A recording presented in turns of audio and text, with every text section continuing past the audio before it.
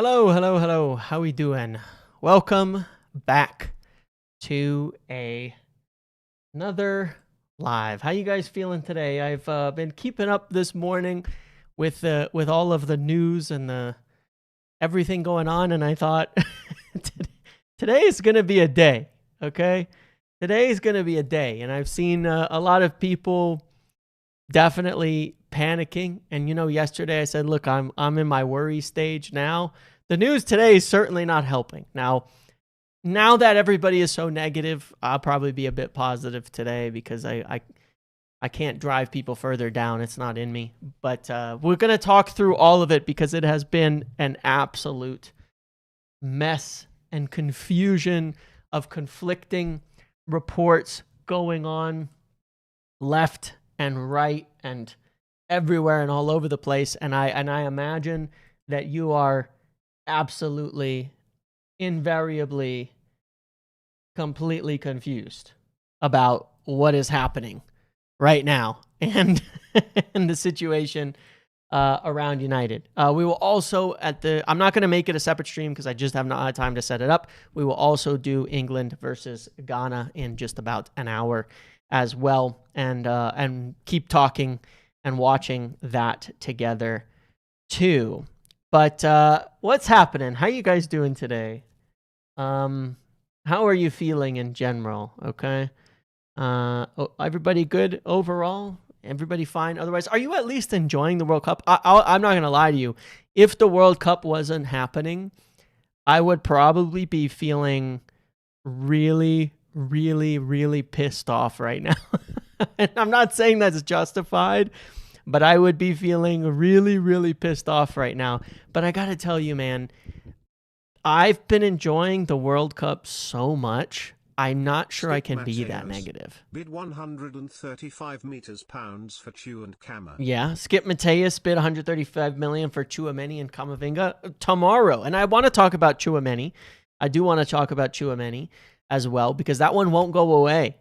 That one won't go away. But yes, the World Cup is definitely saving my sanity for this summer. And part of it is, I think, as United fans here, for me at least, has been this way. You guys tell me what you think. We barely had any football to watch this season. And the football we did have to watch in between United games was brutal.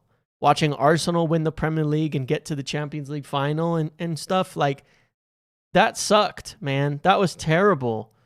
That was awful. Meantime, the World Cup I'm having fun. You know what I mean? I'm having fun. I'm enjoying the hell out of it.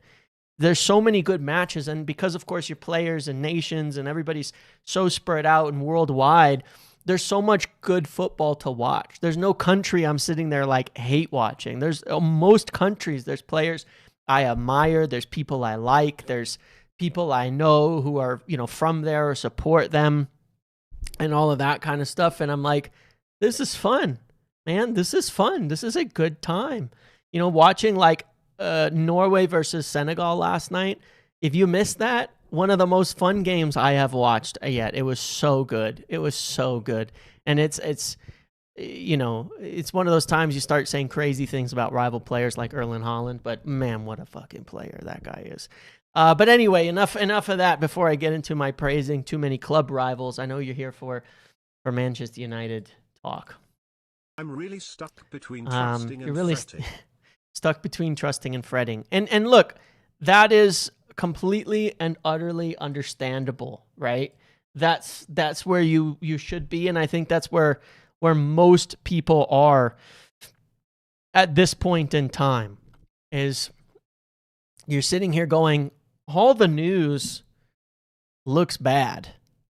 All the news looks worrying. It's June 23rd. It's early, but it's not as early as it was. A day after the window opened, it was a day after the window opened. Now it's a week, and now it's 8 days after the window's opened, and nothing's changed. And I don't think that people feel like we have to be done with all our business. But if we're not making progress in the market as of yet, that's, I think, the part that scares people, right? That like, okay, so it's been a week. Well, we're not expecting things to get done, but like, you should have incremental progress every week, right? Like something should happen every week. You should be getting further and further and further forward every single week. We need those marginal gains, okay, to be happening right now to end up where we need to end up, because it's not like it goes from 0 to 100 overnight. I mean, even with Mbeumo, we actually had already, I know we had actually made like a bid, and then we lined up a second bid, and then we were going for a third bid. So like we had progress, even though it took a long time, we had progress week to week. We had things happening. We had things moving forward. But, and I think that's where everybody's worried. But I do want to say this. All right.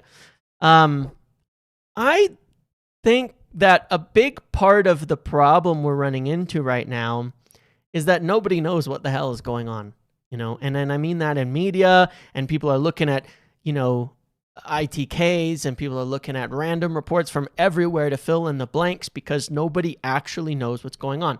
And I'm going to give you a brief summary of what I have gathered from today's news so far. Don't we normally finish everything in July? Finish everything in July, yes, correct. And one thing I do want to say that I've said before that is worth mentioning, but it's not particularly relevant. So hold on before it's not necessarily defensive things. Is that our cash situation does get better in July.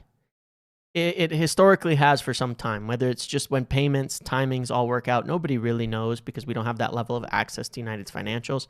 Given that this loan was for the land, as we discussed, we remain in that same situation where our finances do get better in July. But that doesn't mean we can't agree deals. I mean, we agreed a deal with Ederson to be finalized in July, so it doesn't particularly make a difference, and you'd still want to see progress up until that point in time. But here's what I've got so far today, okay?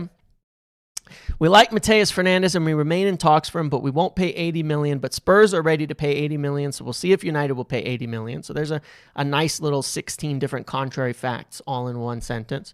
We don't like Hall. We're not interested. We're baffled, but we do like him, but we don't have the money, which we haven't spent yet. All right, there's 3 more contrary facts. Alex Scott is a clear alternative at 60 million, but he's also at the same time not available at any price and won't be sold this summer. We remain with an eye on Tchouameni, but he's not leaving, but he might. Okay. Oh, and then Rashford, we are desperate to shift his 315,000 a week, but he's set to be reintegrated. Does anybody else think that it sounds like nobody has a clue about what's going on? Does anybody else think that that's what's really happening here and why you might not be feeling so good about the situation? Because I read 12 reports this morning and every single one of them disagreed with the other one, even from people at the same paper. The same paper, they can't even agree. The same outlet, they can't even agree. What the hell? Like, what is going on here? Right? Because, and I'm not trying to be mean. I'm not trying to be mean to the individual journalists, because individual people are writing things that they hear and understand, but I think Manchester United there's no rhyme or reason. Offer from Tottenham or another team. They don't believe any club will make an offer worth 85 million. You think Manchester United are waiting on offer for Tottenham, then they don't believe any club will make an offer worth 85 million. Well, I don't know. I that might be part of it. That might well be part of it. But it's like it's crazy, man. And I'm looking at this and I'm sitting there with the transfer site and I'm like, do I add any of this to the transfer site? Because it just sounds like a bunch of noise and none of it actually adds value. At this point. People claim we I don't are know. on target 4, 5 or 6 but don't have the slightest clue what we are actually doing. Calm.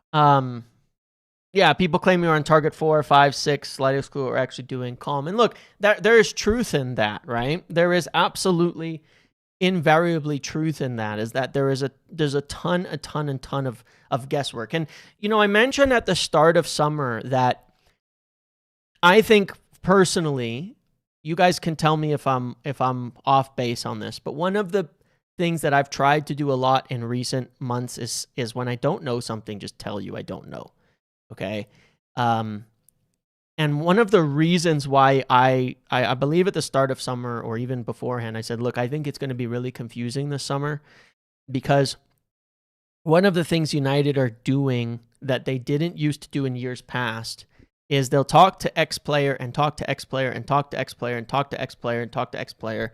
And no one is telling anybody we're going for that guy and not that guy. No one is telling everyone that's A, that's B, that's C, that's D, and it's going to be done in that order. No, they're just talking to a bunch of people at the same time, and then everybody's just guessing because of whatever they heard latest, that's the new target, that's the main guy, that's for sure. You know, when Ederson came up, a bunch of people were like, oh, he's a cheap alternative. It's agent talk, write it off. And I was like, no, it's real. He's a real target. We'll see if they make a bid for him, but everyone we're talking to is a real target. And I think people are genuinely very, very confused. You know, I was thinking, all right, the deal sheet's going to come out overnight and it's going to give us something. You know what we learned in the deal sheet? Nothing. No offense. No insult intended to Laurie Critchley or David Ornstein or anybody involved. There was zero information in the deal sheet. Zero for United. Not a single iota of that was information that we hadn't heard. It probably could have been copy-pasted from last week and done the job, right? There was nothing at all in there. And then you had, you know, all of these reports kind of all over the place since then. You know, about, people had Mateus Fernandes at 40 million at the start of summer, and it was like, what? Nobody knows, man. Nobody knows at this point. I'm glad no one knows what's surprise happening. you. Tired constant speculation. Well, that's kind of where I'm at. And look, there are things to know, and that's what I will help to hopefully guide you towards a little bit, because it's not that there isn't any information and that there isn't anything going on. Not all of it is positive. Not all of it is negative, but at this stage in time, a lot of what's happening at this point in time is that there's a lot of, from selling clubs, every single one of them is essentially posturing at this point in time and saying, we want a fortune for our players. It's certainly not a buyer's market right now.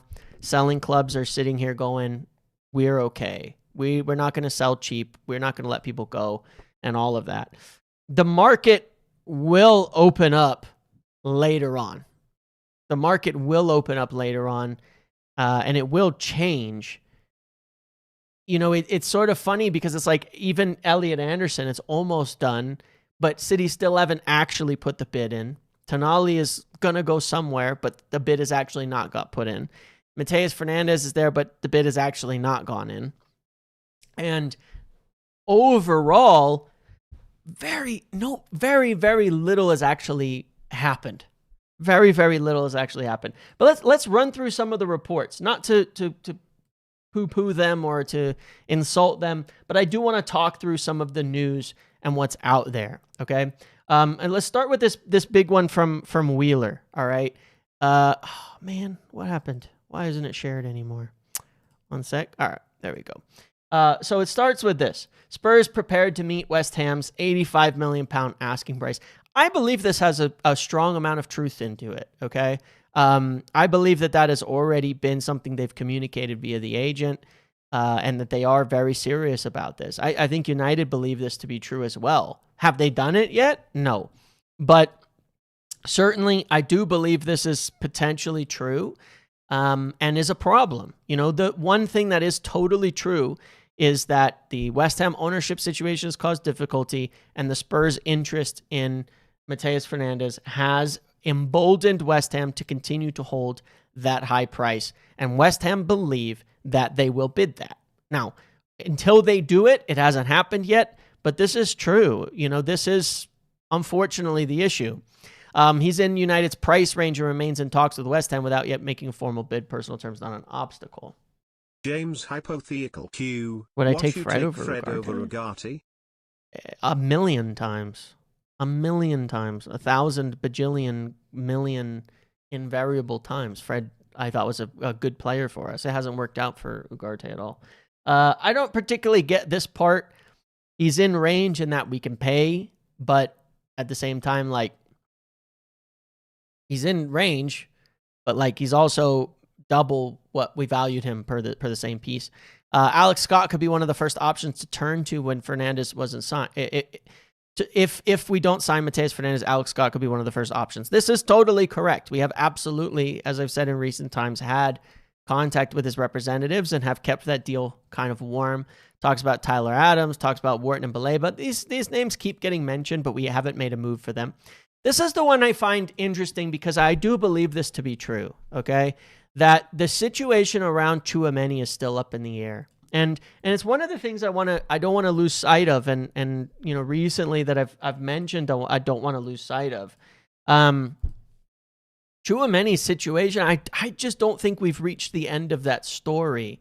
I keep getting this feeling that this thing can change in come July, that this thing could change. You know, Madrid, you know, when they got Bernardo, the immediate brief was, oh, they're done. They're not going to sign more midfielders.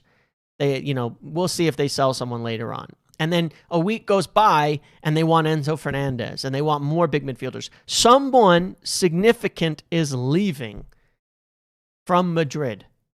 And it could well be Tchouameni come July or even August. And I honestly believe we haven't reached the end of this story as of yet, right? But we can't sit on our hands and sign nobody in the meantime, because if it doesn't happen, if it's not guaranteed, we can end up in a huge situation where we're left with nobody. So they do need to sign someone. Now, could this explain the costs for these midfielders and all that? Could that explain why we may not have the money for Hall? Well, we'll get to that in a second too. Say what you want, but if we're spending 85 mil on a midfielder, then it's Tchouameni over Fernandes every single day of the week. Yeah, I mean, look, I completely agree with you. If we're going to spend big time money, I want an experienced player. But right now, the Mateus hype train has gone way off the rails. Now he's better than, Tchouameni, and he's the next Yamal in the midfield, for what it's worth. So you're going to get a lot of people who disagree with that too. But I completely 100% disagree. I think there's a big difference looking at a player who is playing for one of the best clubs in the world and going, he's not the best midfielder Madrid have ever had, But anyway, it is what it is. But I also agree. See, I also completely agree in that sense. And that might be there, but it may well be that, well, we've got to spend for both. But then you get into this budget stuff. Third midfielder, depends on offloading Ugarte, true. Shea Charles, but Leeds are leading the race, etc. Rashford, keen to move his salary, but he's also said to have a good relationship with Carrick and prepared to reintegrate into the team. Unlikely for United to have enough money left for him because the midfield is a priority. But his another Daily Mail journalist earlier said United have no interest in Lewis Hall, which is totally false, by the way. That is totally false.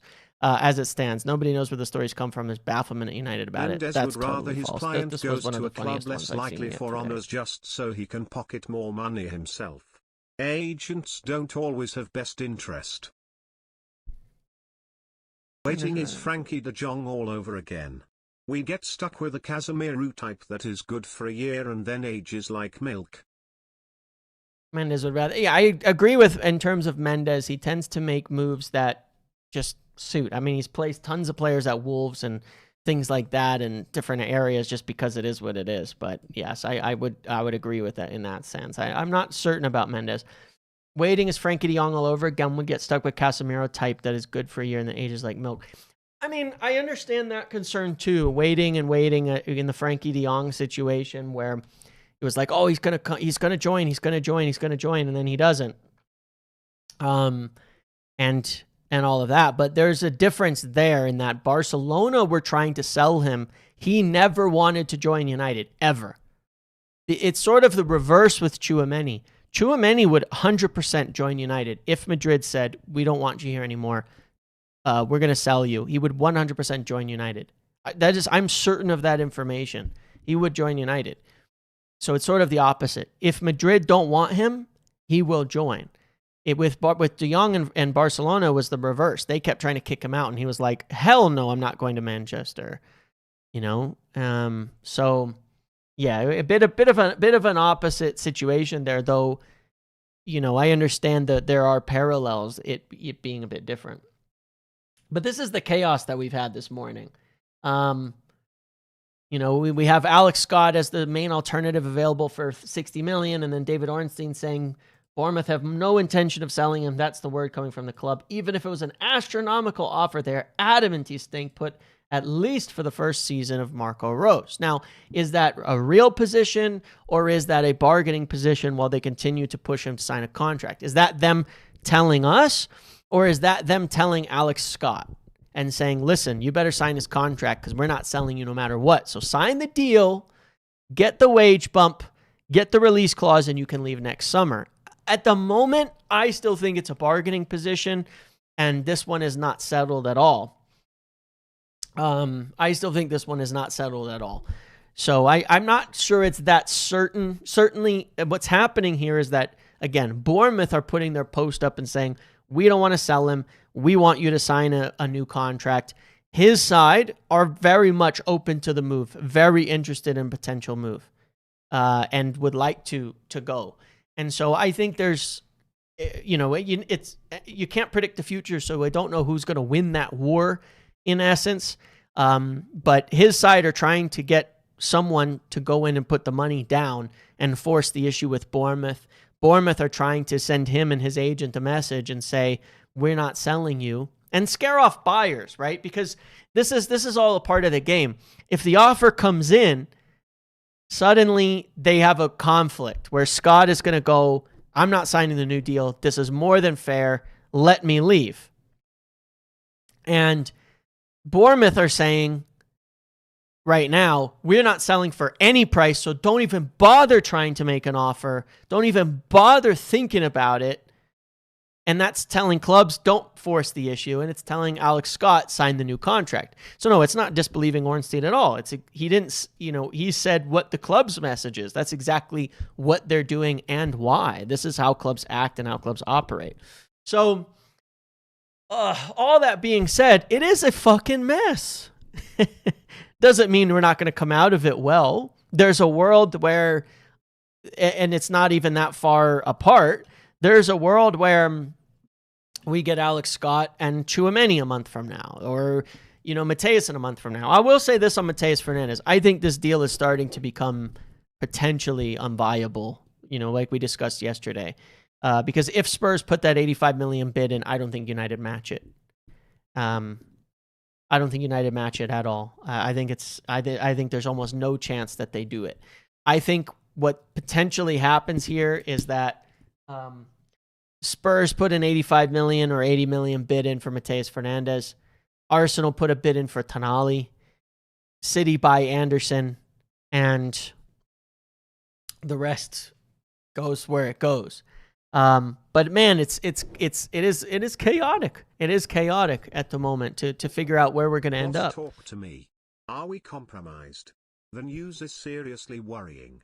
If Ineos want to be cheapskates on yet another deal, who are we going to sign? I don't think it's about being cheap, I hear the concerns about this. I don't think it's about being cheap, but I don't think I don't think it's being cheap to not want to overpay vast amounts of money. You know what I mean? I just don't think it is. And I understand that there's debate around that, but I don't believe that it's in your best interest to just overpay. I don't think that's being cheap. I think United are ready to spend a significant amount of money. Frankly, I do think they are. I think they're prepared to spend quite a lot. But if you go, come on, stupid thing. If you go and you buy Mateus Fernandes for 85 million right now, then the next player becomes 85 million. Your summer's done. That's it, man.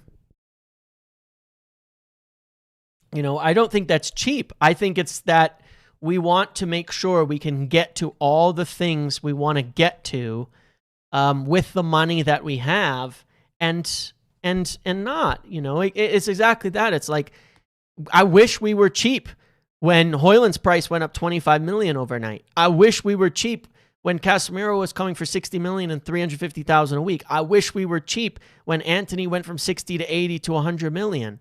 I wish we were cheap. But again, like we were talking about yesterday, this is where they got to make their money. I don't think they're being cheap, but you have two choices, right? You can pay, or you can show competence in finding alternatives that are suitable for the money. That's it, right? And that's a big decision. Let me ask you guys your opinion on this, okay? I'm trying to think of comparable players. It's hard to measure this. How would I even give this a comparison? Because I don't even know who to think of. And the instant you say a name, people are going to go, oh, they're 80 million now, because that's how everybody's feeling, and I understand that. But it's sort of like, you have to now make a decision. Do you pay 85 million for a player you value at 60? Or do you go buy two players for that money that you value at 40 that are at their value? Yes, the 60 million is a better player. But 40, but you get two other players. And that's the debate they're going to be having. Do we take this huge risk, right? This big risk, or do we buy a few different players and change the situation? And there's no clear answer to that, frankly. There's no it's a tough debate. And do you have those names available? Right? And that's where they've got to be competent. I would agree. I would never, I think, overpaying 25, 30 million for a player is too dangerous. But do you have those names, man? Do you have them? That's your job. Figure it out, man. Because if you don't, then you are forced into overpaying significantly for any of these players. Or here's another flip to it. Do you go pay even more for somebody else that you value higher that you can get? Because I'm looking at it right now and I'm going,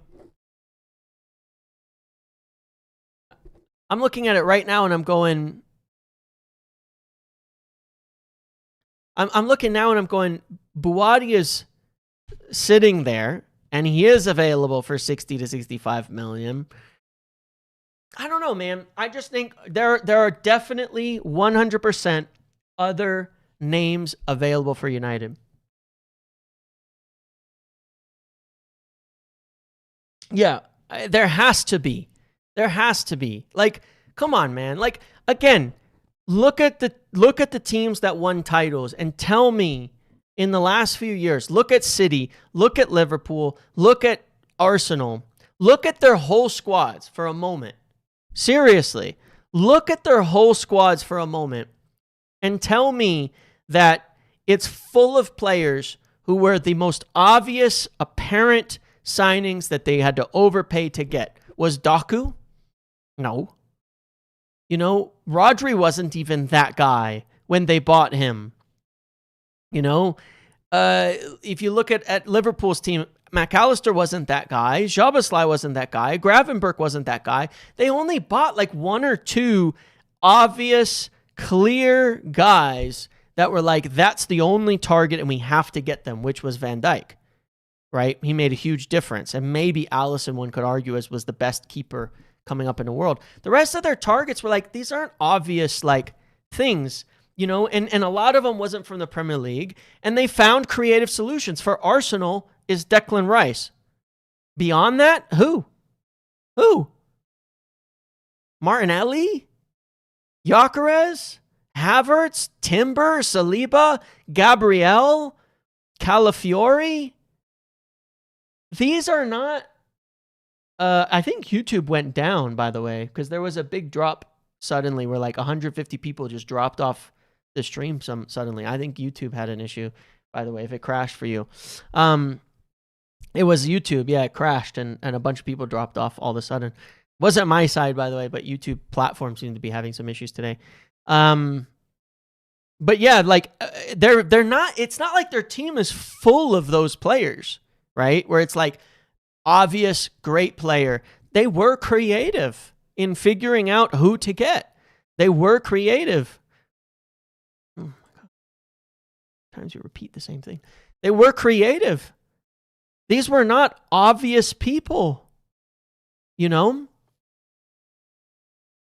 You can't pretend that's to an be issue too, operating Boilo, from a position of 100%. strength when clubs That's know you totally are an weak. issue too. No midfielders.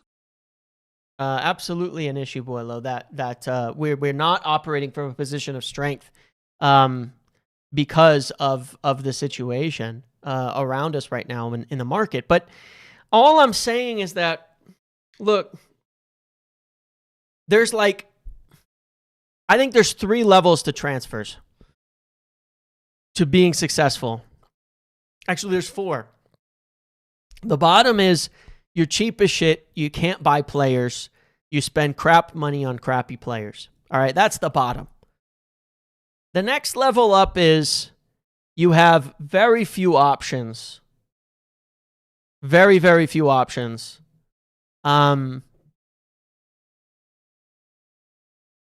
You overpay massively. There's not a lot of rhyme or reason in how you choose the players, and you overpay huge amounts of money and you just throw money at the problem and hope you figure it out. We've done that.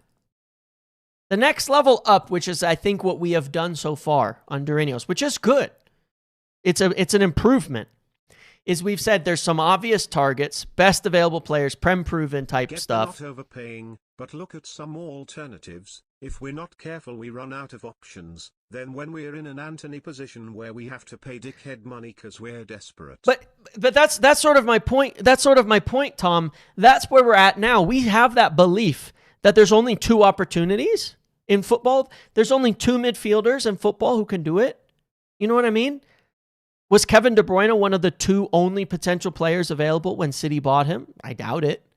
You know, was Rodri, was Fabinho, was Gravenberch, was Zubamendi, was Odegaard, was any... What I'm saying is that we've reached a point which is a bit better, where we have good targets. But we're kind of at this, we either buy them or it feels like we're not going to get anybody. There's another level to transfers. There's another level to successful transfers. There's another level to building the club. There's another level to be really good at transfers. There's another level to be competitive, which is what most of the teams have managed to do that end up winning titles. And it's beyond just the obvious names, right? It's beyond that.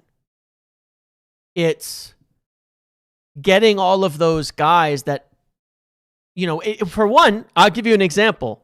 Ederson fits within that. Concerned you know, we need to buy another 2 mids plus /LW in this inflated market. If a couple players go to rivals, our options to pivot are so limited. Right, I understand, but we have to have more options. You know what I mean? I do understand. You pivot, you lose out, and then players go to rivals. But we still feel like there are no options as United fans. You know what I'm saying? Like, we're all sitting here feeling like there's no options. But this is what we did. We talked about this 2 years ago, man. Well, it's the same. People get convinced of that because we have not yet seen the creativity in the market. We have not yet seen the creativity in the market that you have from other clubs yet, from other top clubs yet. And it's because at this point in time, we are risk averse, but they have won the league that way. You cannot say that City, Liverpool, and Arsenal have not signed more creative targets than us, right? When you look at who they've brought in, where they've come from, where they've signed them from. 6 months ago, nobody would have said, Ederson will be a key signing for the midfield. That's an example to me of a creative signing. Lamens, very much a creative signing. They have to be there. And I understand that without the that in needing guarantees and needing risk aversion at this point in time, you need some sure things. But the prices for those sure things are so stupid, man. They're so stupid. It's ridiculous. It's actually so stupid. So I'm saying that they now have that choice to make of paying stupid prices for the people they feel are more sure. Nothing's a sure thing, but the people they think are more sure. Or have they got creative? Because this is not me insulting, but this is saying this is where they've got to earn their money. I didn't need Chris Vivell as head of recruitment to tell us to sign Mateus Fernandez or Alex Scott. We didn't need him for that. We didn't need to reorganize our entire data team, our entire scouting team, our entire everything to sign Mateus Fernandez and Alex Scott. That doesn't mean they're the wrong signings. That doesn't mean that the obvious ones sometimes aren't the best ones. We didn't need all of that. Everyone can see it. Everybody knows it. It's obvious. If they are stupid money, if they were stupid money,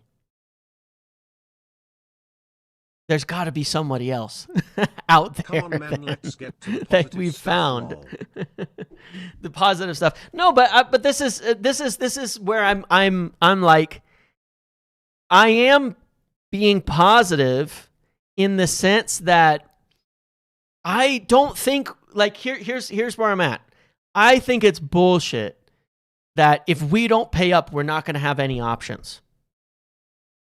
I think that's bullshit. I think that's an overly negative panic take that we need to move on from.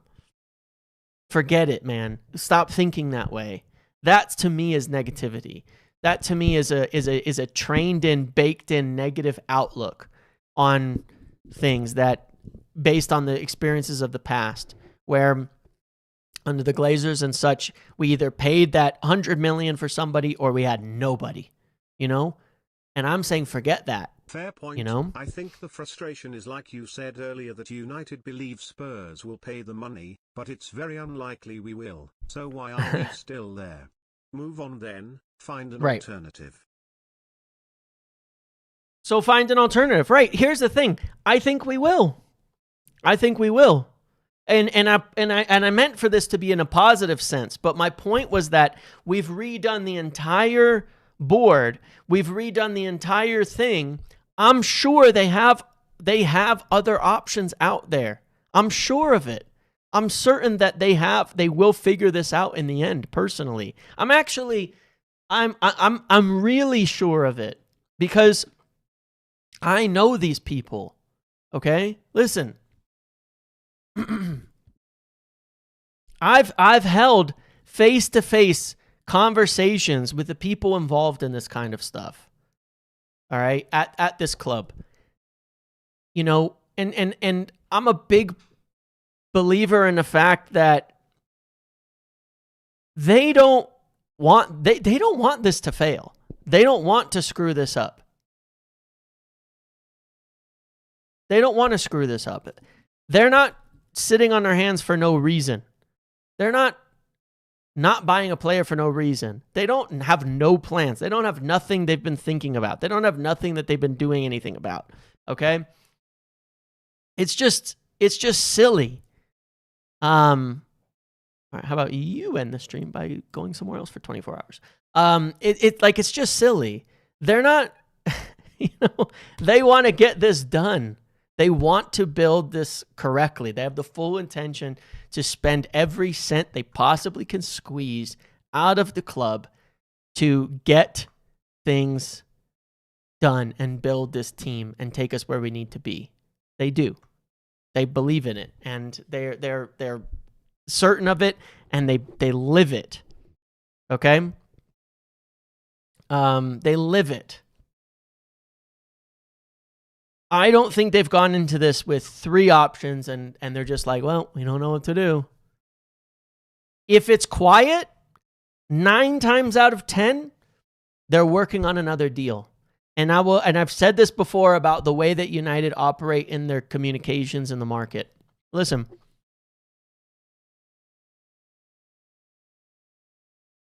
they will keep, everybody will sit and think we're working on a deal, and we will not have walked away, and we won't hear anything. And when a deal dies behind the scenes for them, or they think it's not going to happen, they will say nothing to anybody until one of two things happens. Either another club gets the deal done, in which case they'll say, all right, that's fine. This deal is off for us. Or two, they have another deal ready to go quickly. And I mean ready, like up to the point where it actually is about to happen. Right? So if it's quiet and you're not hearing anything, calm down, guys. Calm down, everything will be okay. Indeed. If it's quiet and you're not hearing anything and you're in panic stations and you're thinking they're not getting any work done, there are only two options here. Number one, the deal is still on. Or number two, they are working on an alternative already that nobody knows about. Now, maybe it's a name that we've heard, but nobody knows about the progress that is being made. And at some point, one of those two things is going to come out, okay? And that's why I'm positive of it, frankly. They're not sitting on their hands. They're not working. They're not, not trying. They're not doing all of that. I'd be very, very worried about that if I felt that was the case. Okay, I'd be very worried about it in that case, but that's not where we are. That's not what they're doing. That's not what they're doing. And their belief is again, kind of as discussed, is that even on these main targets,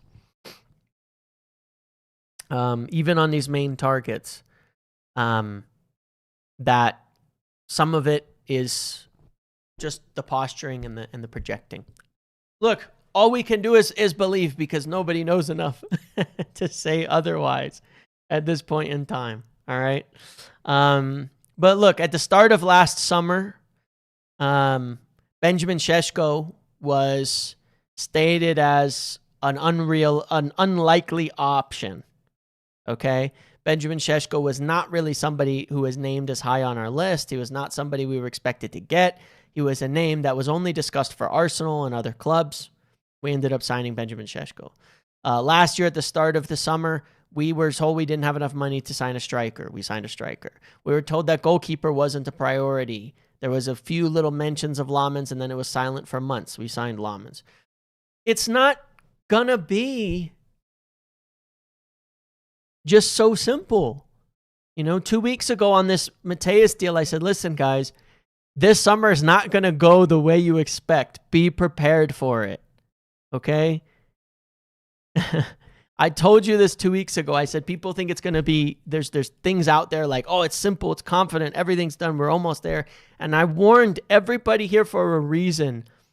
This may not go the way you think it will go. It may not go the way we will think it will go. And it hasn't already, and it's chaos. And I just tried to prepare you for these types of things. I've tried to prepare people for this because I knew it was going to be like this in June. I knew the next few weeks were going to be like this. And I'm frustrated. And I'm agitated. But this was also highly predictable. So look, here's where we're at. Okay? The Mateus deal is difficult. All right? I've said this enough times in the last few weeks. I do think, honestly, we might be approaching a stage where Spurs are the favorites for him. I love the fact that nobody knows. Yeah, in that respect, it's fun. Like I said, if there wasn't the World Cup going on, I would be a little bit more irritated right now. But there's enough distractions and there's enough football going on that, like right now, 10 minutes from now, instead of sitting here dwelling on it for the next 4 hours, we'll watch England versus Ghana, and we'll keep talking, and we'll keep talking through things because there's still more to talk about. But it's better. It's better than sitting here. And yes, things, warnings about how things were going to go are for the purpose of don't panic. Mateus Fernandez's deal is difficult. Spurs really, really are serious here. Could United make a bid and say, you know what, fine, we're going to do it, we're going to pay, and it blows Spurs away. Mateus says they've bid, they're serious, prioritizing you. We get a deal done. Totally. But as of right now, it looks to be going in the direction that it's more likely Spurs are going to make the big money offer. Okay? That's what it looks like right now. Alex Scott, we've continued to keep warm. We've continued to work on. I'm telling you this from my information very strongly, that the belief here, okay? I'm glad you tuned in for the positive attitude, and I'll try to keep it going. But I will warn you when things are going to get messy, okay? The belief here is that Bournemouth are to a degree bluffing. They're trying to ward off buyers, and they're trying to scare him into signing a new contract because they don't want to lose him. They do want to keep him. That's all true. That's the message they're putting out. Maybe it works. Maybe he signs a new contract. Maybe clubs are too scared to make an offer because they believe they won't sell, but they're trying to scare off offers right now, and they're trying to scare him into signing a new contract. Meantime, on his side, he really, really would love to join United. Very open to a deal. There's been plenty of contacts on that front. And I think on this one, either the clubs believe Bournemouth or they'll go ahead and put in an offer soon. I think if Spurs make that offer for Mateus, we would make an offer for Alex Scott right afterwards and force that issue. And I do think a deal can get done there with that issue being forced. On Tchouameni, I still believe this deal we haven't heard the last of it. And I also think Camavinga is one who could definitely come up on our radar a bit later in the summer as well. Against us. Yeah, Mendes is trying to force us to pay, because even if, he's trying to force us to pay because West Ham are not going to sell unless they get that pay, okay? Lewis Hall, we are very interested. I think there was a miscommunication on the thing that Keegan said. I think he was talking about the story that came from Samuel Luckhurst about Lewis Hall being brutally unhappy at Newcastle, wants to leave, hates Eddie Howe. That story was fake. But our interest in him is 100% real, confirmed, certain. And we're looking at him and we look at left backs. In terms of we don't have the money for him, I don't believe anything about we don't have the money for anybody, but I'm fine with the position on it, considering that obviously our stance right now is we're going to have to spend a lot of money on the midfield. Once we do that, as I've said before, we'll see where we land before going to Lewis Hall, but it's not an advanced deal. That's why I've said we haven't actually pushed on it yet. We haven't actually done on it yet because we need to see how much money we spend in the midfield before we end up over there. It's far from certain that we won't have the money for it. Still intending to move on Marcus Rashford very much is a part of their plans. That also frees up a lot of money if they can figure out how to make that happen. And obviously they'll hope he has a good World Cup there as well. Same goes for Ugarte in terms of getting more money into the club. So nothing has really changed, but I would say that the boat has been shifting in terms of Mateus getting more difficult, and the potential for a move for Alex Scott could certainly be there. But most all of what's happening is not a lot. It's a lot of noise. It's a lot of mess. It's a lot of talk that isn't actually tied to anything real by way of updates. There's a lot of posturing. At some point soon, someone's putting a big bid in, whether it's City or it's Arsenal or it's Spurs or someone are putting a big bid in soon, and it's going to change the market. Okay? It's going to bring things forward. And until that point in time, it's really, really hard for anyone to say, where these things are going to end up, because we can only talk about the direction that they are going. Concerning. It's early. We're not dead broke. We have money we can spend. But it is early. And again, pretty much all the selling clubs are putting a massive price on players right now in July.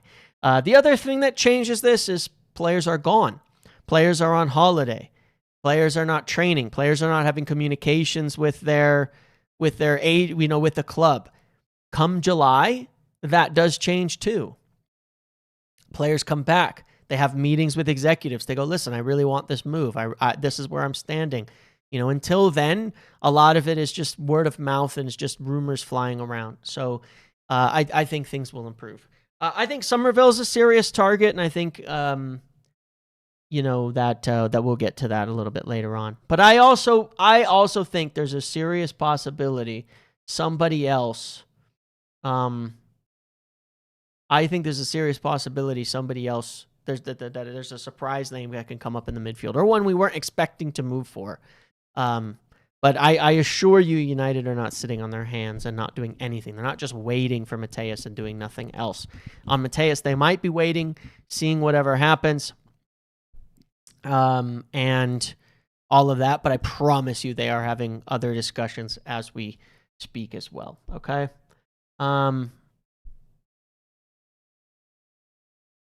So, yeah, have no fear.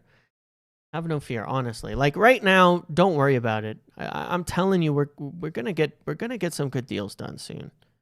Okay, and I get it, and I'm stressed about it, and it's like frustrating that we haven't yet, but it's coming, man. It is.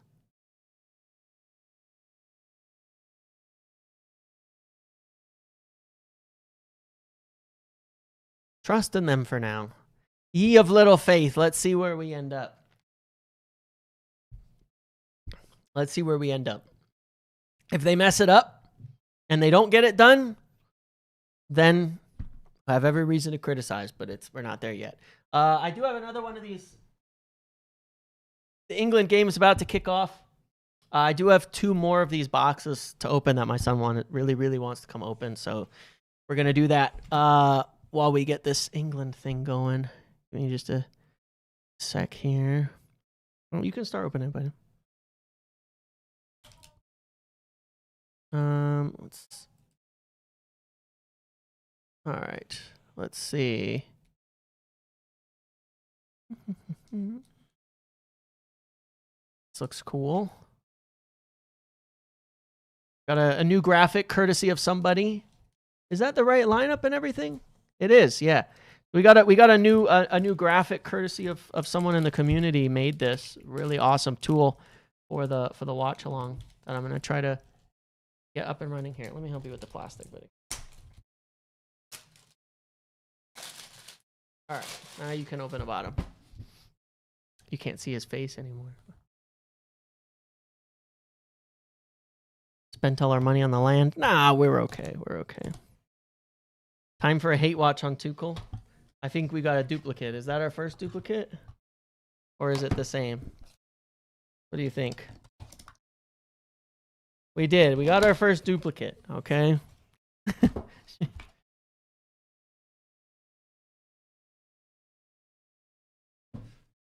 Who is it? We got Sun again. We got Sun again. All right, grab the other one.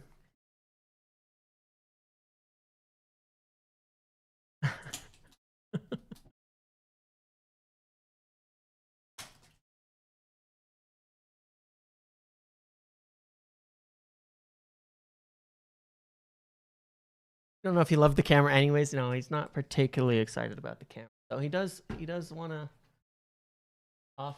Oh, is that a duplicate? Blue. I bet you that's Pulisic again. Isn't bad. Pulisic again. Okay. All right, we got another duplicate. Here, come show it real quick. Okay, show it.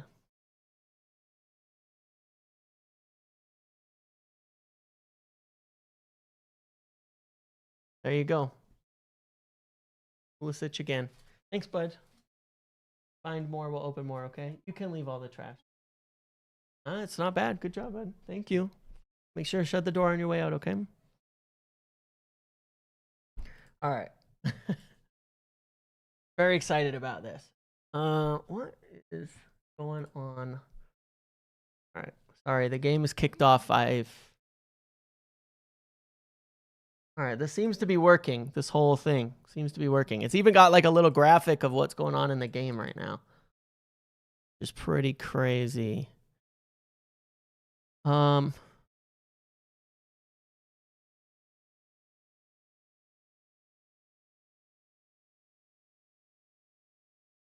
Just fix my stuff here.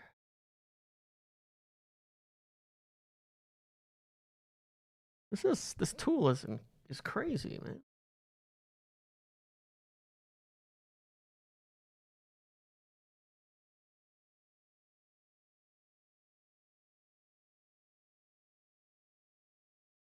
All right. Okay. Can you guys see this thing? This is I've never used this tool before, but man, it's doing all sorts of stuff. It's got the whole game. I'm baffled as to how this works.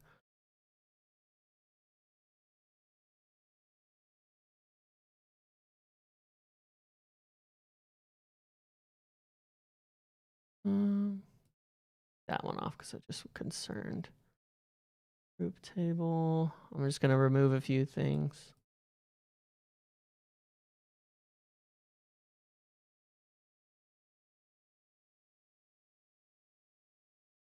I could bring these things back up later.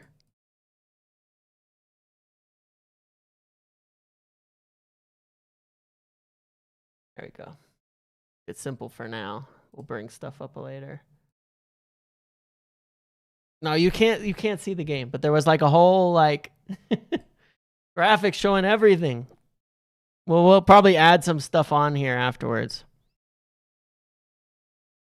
Test City for Nico Gonzalez. I mean, there's no way they're selling Nico Gonzalez. So.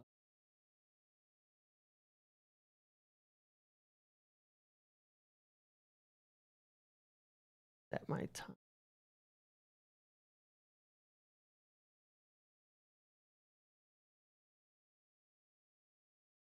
You think we've already moved away from Mateus Fernandes to staying quiet so Spurs bid against themselves? I think there's a genuine possibility that that's true.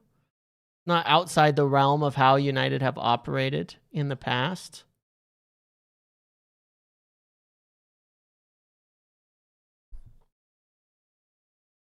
They only care about the stadium? No, I don't think that's true either.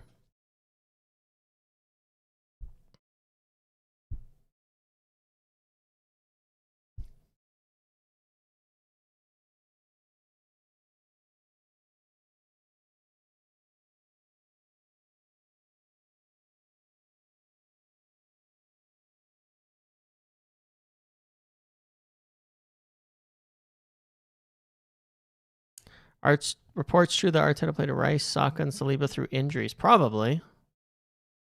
They've done crazy stuff on injuries. Does Mateus to Spurs affect Tonali to Spurs? They say no, but I don't know. I'm a little suspicious there. Yeah, let me figure this. You feel very confident Mateus joins. Is that because you have confidence he joins or because you really want him to join? Which one is it, though? Confidence or hope?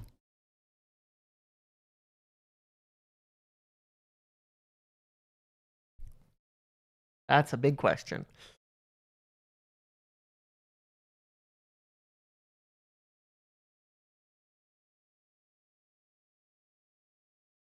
What is the hype thing?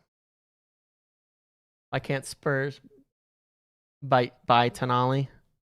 I don't know. Good question. They probably can, and they probably will, but apparently they want both. So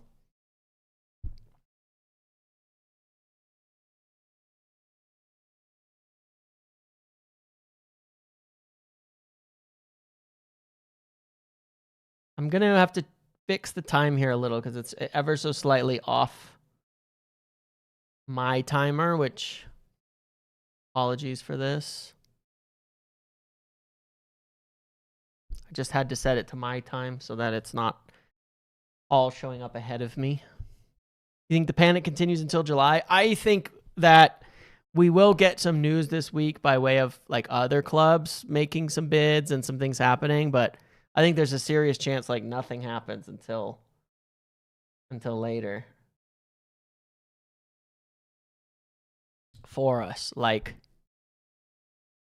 The hype button is not available live. Yeah, that hype thing is something else that's on the overlay that I haven't figured out.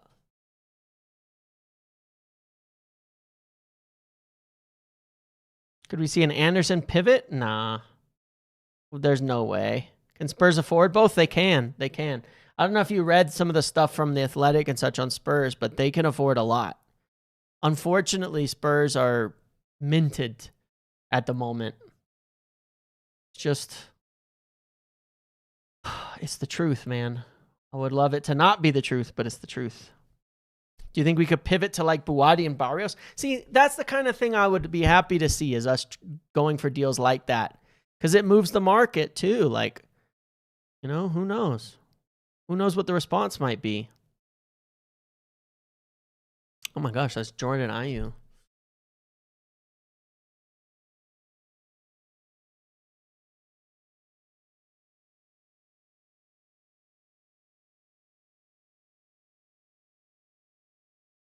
Formation. Let's see if I can do that. How do I get this stuff to? Oh wait. Visible widgets. Okay. Formation.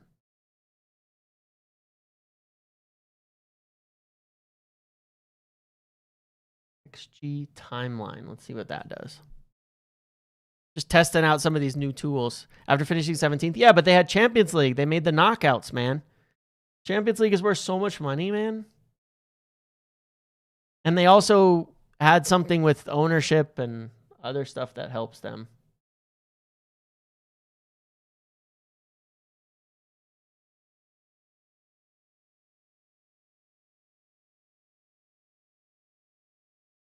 Yeah, they found a lot of money in the levy safe, and they didn't spend in previous years a lot. Previous years. Right, they also owe a lot less on past transfers and stuff too. You think we've moved on? I think there's a serious possibility that we have, because it's just the talk is kind of like we have, you know what I mean? Like, I don't know. But then again, I guess we'll all find out. I think that it is so intriguing how messy the reporting is around it.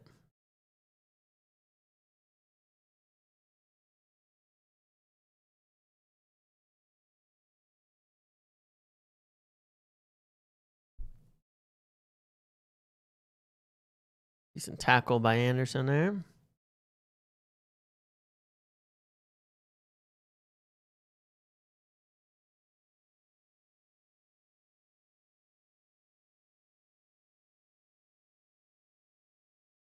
Are you jealous of Spurs? I wouldn't worry about Spurs yet. We did this last year. I wouldn't yet worry about Spurs. Momentum. Oh, I love the momentum chart. Sweet. This is cool.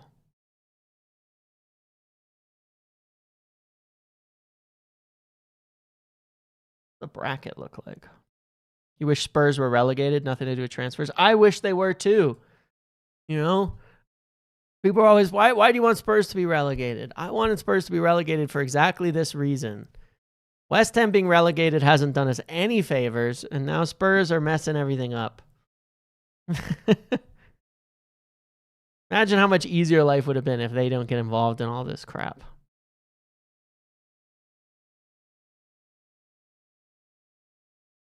Good switch from Rice.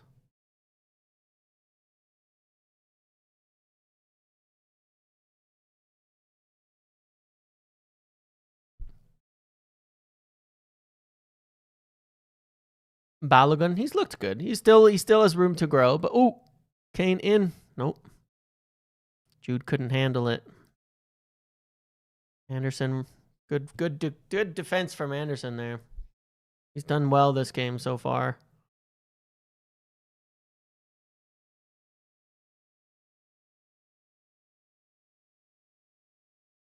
Odds that we've been priced out of our top 3 midfielders? I don't know. Is it price out, or is it just valued out? Like, maybe that's the same thing.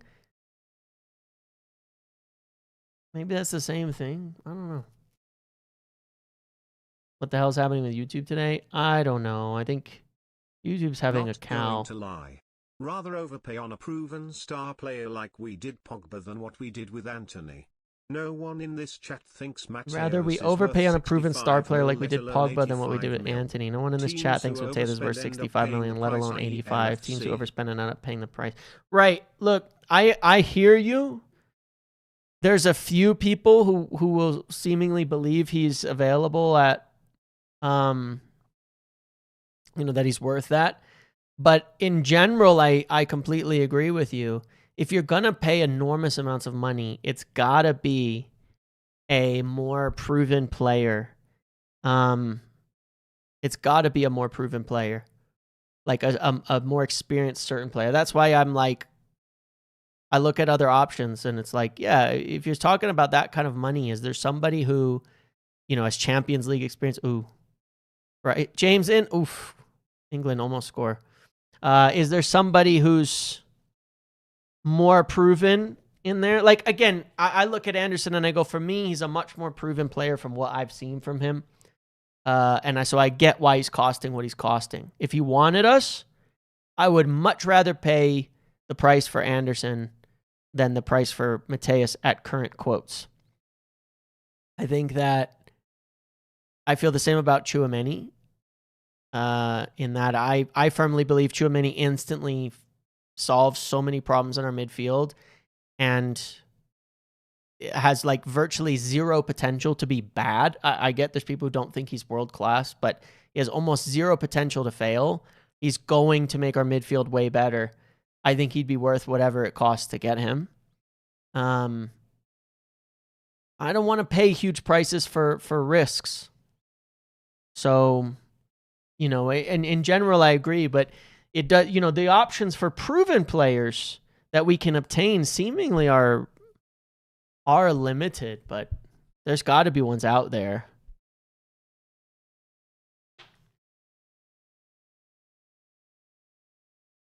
For me, the value of buying potential players is that even though there's risk, you can buy more than one. And that means that if one doesn't work out, you can get another, because the goal isn't to get the best value for money. The goal is to have the best football team. The goal is to have the best football team. It's to build a title-winning team, right? Buying sure things will get you there. The whole point of buying younger players with potential is you get them for cheaper than the proven players who cost enormous amounts of money. Oof, decent shot from Rice. Is you get them for cheaper. And the whole idea with that is that means you can invest in more young players with potential, so that you have two good young players with potential for the same price of one, and you can end up with a better team and a better squad. When those potentials start to look like the prices of the proven players, for me, you've lost the purpose of signing those types of people. And suddenly you're better off just finding someone and just paying whatever it takes for that proven player at that point in time. I think about that with the Højlund thing. Like, we wouldn't pay for Harry Kane, Speaking of Harry Kane here on our screen, just took a big blow to the head there. We refused to pay for Harry Kane. We refused to pay for Victor Osimhen. We refused to pay for good strikers, and then we spent 70 million on Rasmus Højlund. Now, if Højlund was 40 and we bought two strikers, which was the initial plan, by the way, was to buy two strikers. That was what we were supposed to do, was buy two strikers. Then it would have been a lot better. A Højlund for 40, another striker in, we would have had options. We would have been like, okay, we've got options. Like, I know they haven't worked out. Some of it may be price and some may be other things. But in theory, the idea was we could have done something like buy Ramos and Højlund. I'm not saying that's the right purchase, but in theory, the idea was we could have bought Ramos and Højlund for the same price as a Kane or an Osimhen, and then you would have been like, hey, Gordon, Anderson, shanked it. Okay. And that sort of was the point. In the end, we ended up paying so much for Rasmus Højlund that it ends up being so much for Rasmus Højlund that we get one guy and then it doesn't work at all. That's the issue. And it's not necessarily Moneyball. It's that you have to make that choice, right? You have to make the choice between one guy. You got to make the choice between one guy and proven. And if you're not going to do that, you don't want to get stuck in the middle. You don't want to go one proven player and you drop off to one unproven player for huge amounts of money. You want to go one proven player for a lot of money or a couple good prospects in there, because that's then the money ball matches you up. You know what I mean? It does what you want. So I just think it's way too much. Didn't United try the two potential players approach with Ahmad and Pellistri? Took a while, but one of them worked. Right, Ahmad worked out better than Jadon Sancho. Better than Jadon Sancho. That's the crazy part. You know, that like it was better. Buying Ahmad and Pellistri was better and cost a hell of a lot less than buying Jadon Sancho in the end. And Ahmad and Pellistri were supposed to be the alternatives, where we bought two of them. Like, imagine if we'd done that for a bunch of those failed transfers that went way overpriced in the end of the day. You know, we'd probably be in a much better position financially and with the players that we have. So yeah, I think that's an example of it kind of where it has worked previously. Look at Dorgu and Heaven, you know, where we bought two younger players in those positions for less. There were probably expensive old players available in those positions. We didn't do it. We have two good young players in that, you know, that can help make out a squad. Now, we need some big players and we need some stars and we need a bit more ceiling and top end, no doubt about it. You know, so we can't go too far in that direction. We're not Brighton. It's definitely a balance.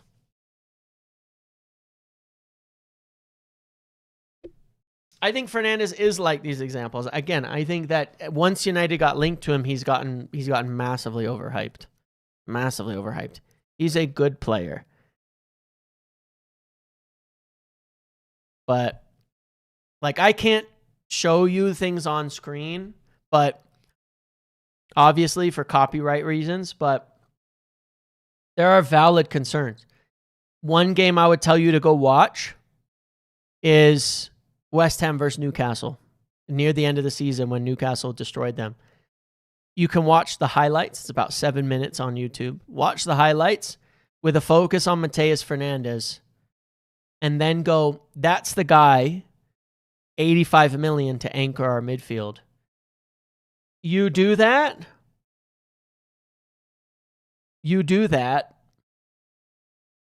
Like I'm saying to anybody here, if you go do that and watch that and come back to me and tell me you're sure he can anchor the midfield at 85 million after watching that, I will ask you what you watched. Because I clipped it up and posted it at one point, and it's not about a hate thing. It's about these are the things he needs to improve, because I think he's a great young player. I don't care about the Arsenal game. We beat Arsenal with Casemiro and Menu. That's not what worries me. Those aren't the games that bother me. There's a point to it. There's a point to watching specific kinds of matchups and things like that. You can beat Arsenal. By playing a deep block, hit on the counter. That's not the problem. We can pay that. We could play that all next season. We could have kept Casemiro if we wanted to beat Arsenal. We beat them with Casemiro and Kobe. We beat them with a completely immobile midfield. We beat them with nobody to break down transitions. You know, there's a balance to things. There are specific games, specifically in the Premier League, against the type of midfields we really struggle with, that are the things that will stop us from winning titles, that you got to watch and see how they do in those situations. How do they deal with transitions? How do they break up play? When you're pressing high, when you're in, those positions, how are you defending from those positions? Another head injury, my God. How are you breaking? There's specific circumstances that you have to watch, because you're trying to watch a player in a totally different team. And it's very, very hard to judge players. It totally is. That's why it's not an exact science. But if you watch some of those games, and Newcastle is one that really stands out, because they have, like they've done to us, a very athletic, very aggressive midfield that we can't deal with. Looks like we are talking about next Messi in midfield. I swear the same guys will kill him after a bad match. I'm telling you, like I'm not trying to be mean about that, but he was not this good, you know. He has serious flaws in his game that need to be improved, but it's not even just that. Forget the flaws. If you watch Mateus Fernandez's game, what is he good at and what is he bad at? What is he best at and what is he worst at? In terms of balance, Elliot Anderson is a transition stopper. Watch him play here for England. You'll see it. He's a transition stopper. He plays with Forest. They did not play in a deep block all the time. They actually progressed into trying to play more high possession football. And you had experiences of them in Europe, right, as well, because Nottingham Forest were also in Conference League or Europa League. I don't remember which. You can watch them play against smaller teams where they played higher possession football. Anderson is a transition stopper. He's super in terms of his ground coverage, breaking up plays, breaking up transitions, doing all of that. He's doing that here for England. He was doing that for Forest in Europe. He was doing that in the Premier League oftentimes as well. If you watch Mateus Fernandez for West Ham, he's not a transition stopper. That's our biggest flaw in our midfield when you're playing with Bruno Fernandes and Kobbie Mainoo. Whoever needs to partner them needs to be really, really good at stopping those transitions, at breaking up play. That's not Mateus Fernandez in those circumstances. He's good defending deeper. He's a good presser. He does a lot of things well, but he's not that guy. He could become that guy because he has the engine, he has the legs, he has the talent, he has the ability. It's a weakness in his game right now. That's not that good. He's not good at it. What he's really good at, unfortunately, are things that we have between Bruno and Kobbie, where, you know, on the ball, all of these things impressive, really, really great in all those perspectives. But if you put Mateus Fernandez, Kobbie Mainoo, and Bruno into a midfield, good luck on those transitions, man. It's gonna be rough. It's going to be rough. It's definitely not his strong suit. It's 100% not his strong suit. And he wasn't stopping transitions. That's why West Ham got relegated. Not his fault. But West Ham didn't stop transitions. That's why they got relegated. They're so bad at it when they're playing Souček and Mateus there. Neither of them does it. That's why they got relegated. It was a terrible midfield balance. It was a terrible team. That's why they're in the championship now. You know, so it didn't work. It's not an example of a success, you know, playing him and Souček together and neither of them blocking transitions. You know, Souček didn't do it either. Neither did Mateus. It's a bad balance, but we could be in danger of doing the same thing. And he can become that guy, but at the same time, he's not there yet. You know, he's not there right now. He's not that player today. And paying 85 million means he's going to be there every single game. That's why I said I believe Ederson is going to start for a while, and we have to marry that situation up together. You know, we have to put those two things together. I think Ederson was signed specifically because he is quite good at that. He's a transition stopper. He's very good in that respect. But the idea of signing these other prospect signings in addition was like, give them time to develop, not pay 85 million marquee prices. That's why they're hesitating. That's why they don't want to spend that kind of money, because it starts to look ridiculous. You know, it starts to be like, hang on a second. This is a flawed player that needs to grow into a role where he can even be the regular starter in this midfield, you know, and that's how they see him. That's the reality of it of it today. Mateus and Mainoo right now is a bad partnership out of possession. It can become a great partnership out of possession. Alex Scott gives you probably a better partnership out of possession. He's used to a high pressing side, used to playing at Bournemouth in a team that was focused wholly on transitions forward and backwards. He has a lot more experience in that. Doesn't give you as much in terms of the pass and on the ball at this stage. Doesn't mean he's the right signing to pay 85 million for either, because there are flaws in both of them. for different reasons in terms of strengths and weaknesses. But they, that's why neither of them are worth 85 million, because that's guaranteed full-time money player. United value Tonali higher than they value Mateus Fernandes. Why is that? They do. They would pay 80 million for Tonali if he was 80, but they know he's 100, so they don't want to buy him. But they value him higher. Why? Because Tonali fixes a lot of these problems. He's got the pace, the speed, and the experience to stop transitions. They feel he's a good passer and a good runner and dribbler and box crasher, and is very flexible in this respect. Why is Tchouameni the dream target? Tchouameni is one of the best transition stoppers in football. That's one of his specialties. He's so good at stopping transitions. So in terms of fit, he's the ideal fit. His all-around game is very good. His all-around game is very, very good.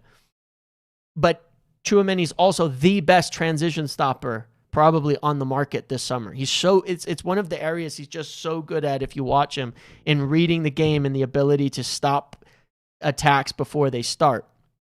That's why they liked him. That's why Tchouameni is the dream in that respect.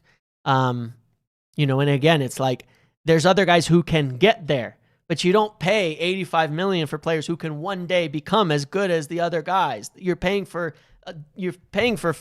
experienced player at 85. They've got to be at that level already. That's why they haven't done it yet. That's just the truth of it. That's why they haven't done it yet. So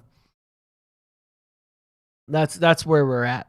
Ederson's the same profile as Tonali. Absolutely is. And for 35 million. So you can get a player who isn't perfect for 35 million. You can get a player who's not going to give you everything for 35 million.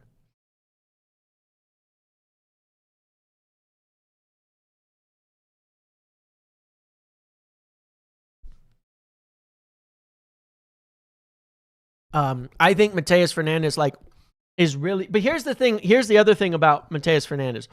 It's also about value and fit, right?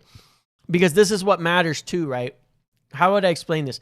If you didn't have Bruno Fernandes, Mateus Fernandes would be worth 85 million to United. You understand what I mean by that?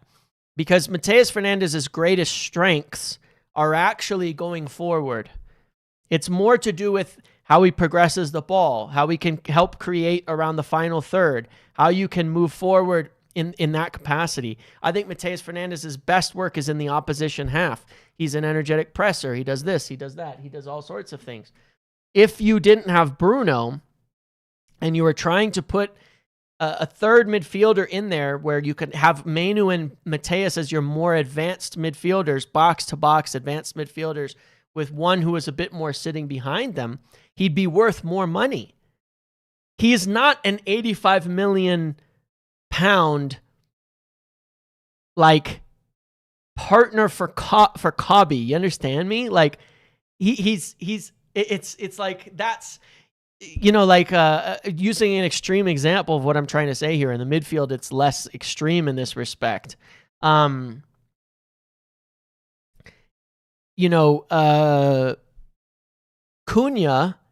Mbeumo is not a, maybe this is a tougher example, but Mbeumo is definitely not a 60 million pound striker.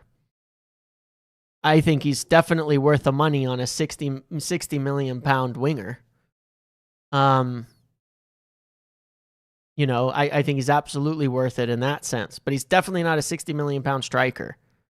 So if you're buying him for striker, then you don't pay 60 million for him there. He's a backup striker. He's a striker with weaknesses, but he's certainly not as a winger, he has more strengths. But the stats aren't going to tell you on this kind of thing. They're not. You just have to look at where these defensive actions occur and in what game states and what situations. And unfortunately, that is an area stats don't help. I've seen enough games to look at West Ham's game state to say they were one of the worst teams defending transitions in all of football. That's why they got relegated. It wasn't a good setup. And they got ripped apart by Newcastle, same as we did, for the exact same reason. The exact same thing happened. It would be no different here. But he's young, and his strengths on the ball and such make it so that, he could become that guy. And that's what you want to pay him for. That's what you want to get him for.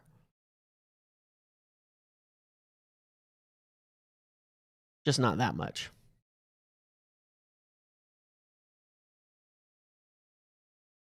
I'm not saying he won't be good. That's the thing. There's a difference between 85 million. There's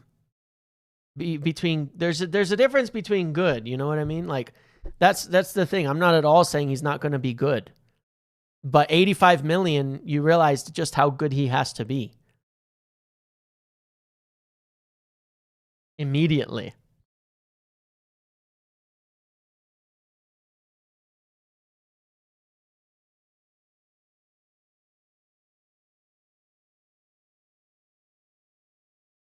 I think our on-ball issues are in large part because of our off-ball issues, and they have been for years. Like, we can't press. We can't play high. We play high, low risk, but high variance, counter-attacking type of football. We don't even know if we can play through teams because we're terrified to move our defensive line forward. We're terrified to move our midfield forward because we'll get attacked in transitions. I think that all our off-ball issues are everything that lead to the decisions to play the type of football on the ball that's so blah for a large part because we're scared. Jude, nope. Rice. Vance.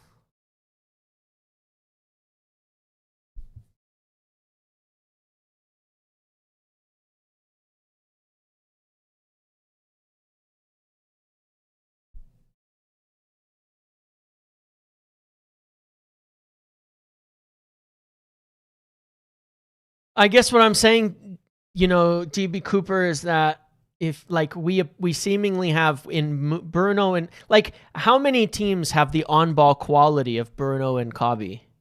You know what I'm saying? But we can't sustain attacks. How many teams, ask yourself this question. How many teams have the on-ball quality of Cunha, Šeško, Mbumo, Bruno, and Kobe Mainoo as a front five?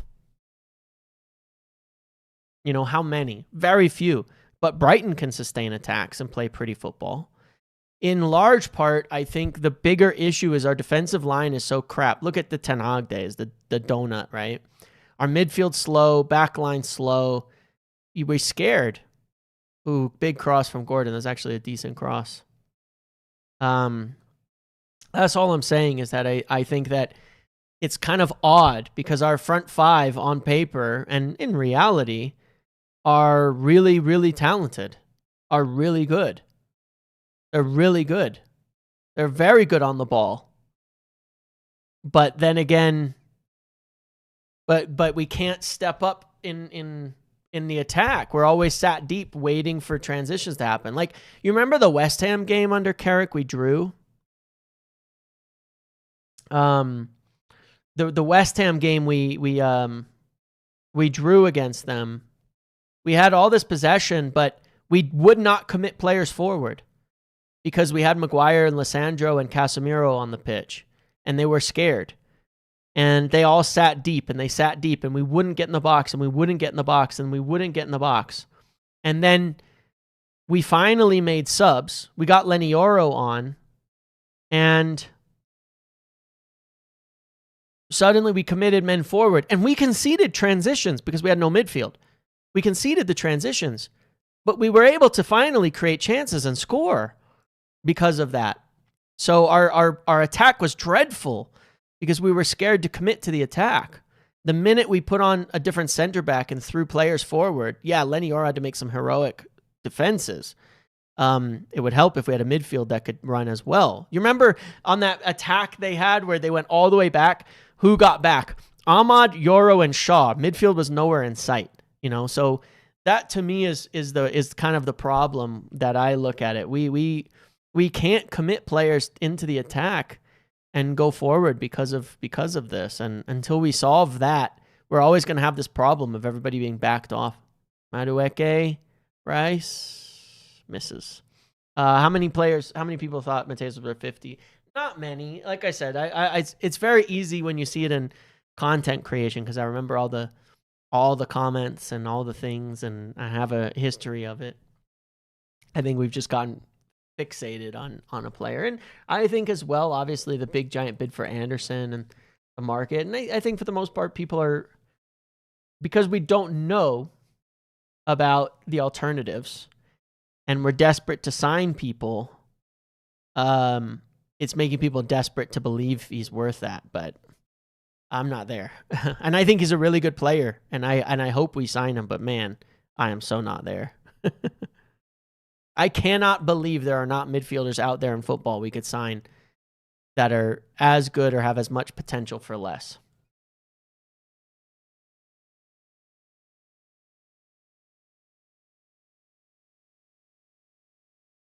You went to watch the Newcastle West Ham highlights. Mateus looked injured or something like that. He was stationary, no effort whatsoever, like he couldn't run.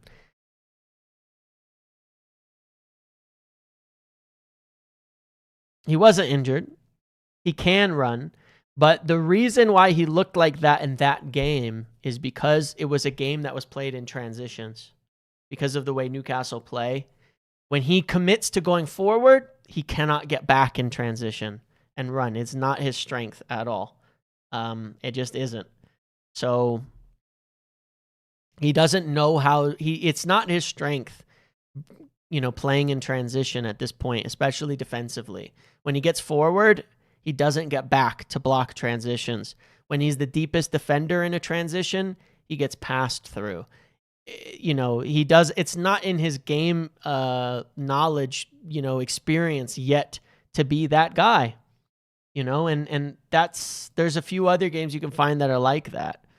Do yourself a favor. I've watched a lot of Alex Scott, and that's why I really, really like Alex Scott, is that I think he fixes certain problems that we have. I'm not saying I even like him more. It's just different. I think I know Alex Scott is weaker in certain passing and creativity angles, but I know he is. But in that sense, he's stronger. That's why I've always said I actually think Alex Scott makes for a better partner. Not to say a better player, but a better partner for what we already have.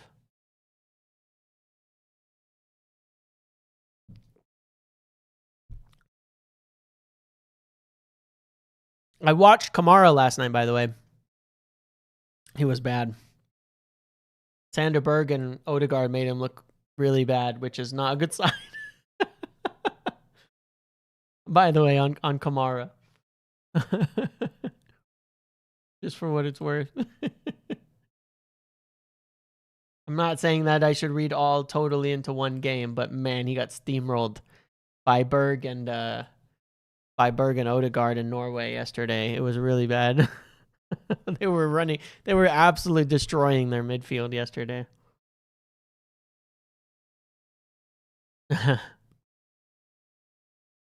But I'm not going to make all judgments in one game, but it was not good.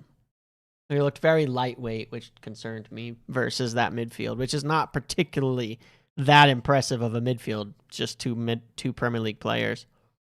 And Odegaard isn't even good. If I were to overreact and judge just based on like the World Cup, in general, I would say, just in terms of other names, yeah, he wasn't great against France either. Sander Berg is actually solid, man. When you compare him at the international level to other players, Sander Berg is a solid signing. I know it would be, people would be pissed, and we've already signed Ederson and all of that, but Sanderberg impresses me every time I watch him, honestly. I was a fan of him when he was the alternate to Ugarte back then. I was making a huge argument that he would actually be a great signing. And at the time, people were actually really unhappy about the idea of signing Sanderberg. Christ Ulai was really good as well. Yep. I was very impressed with him.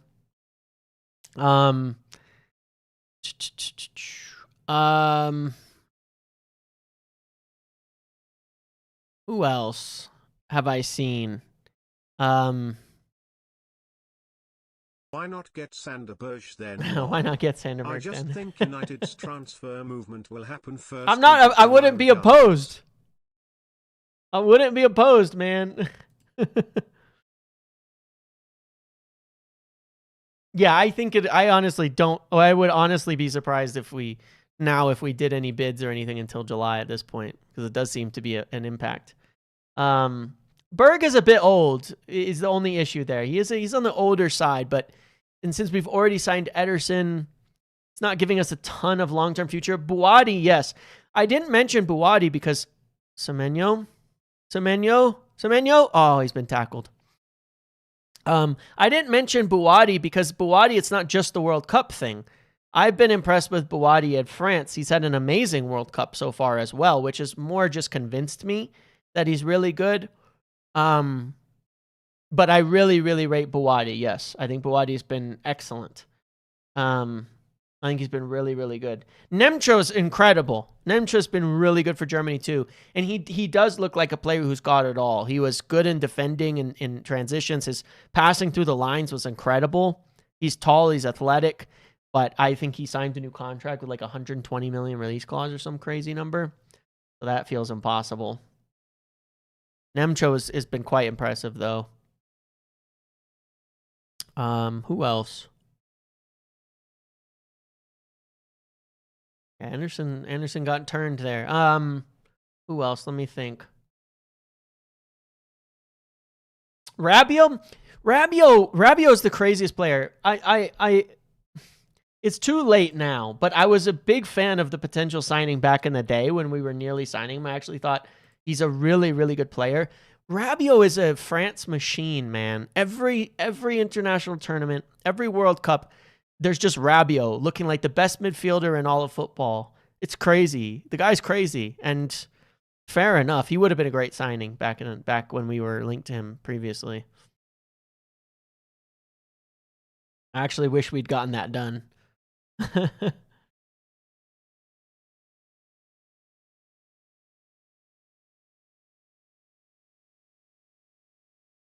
Yeah. He demanded a bag and then got a lot less money. But yeah, his mom caused some issues when Murtaugh went there for a one-on-one. What the hell went on in that one-on-one, man? What a disastrous summer, dude.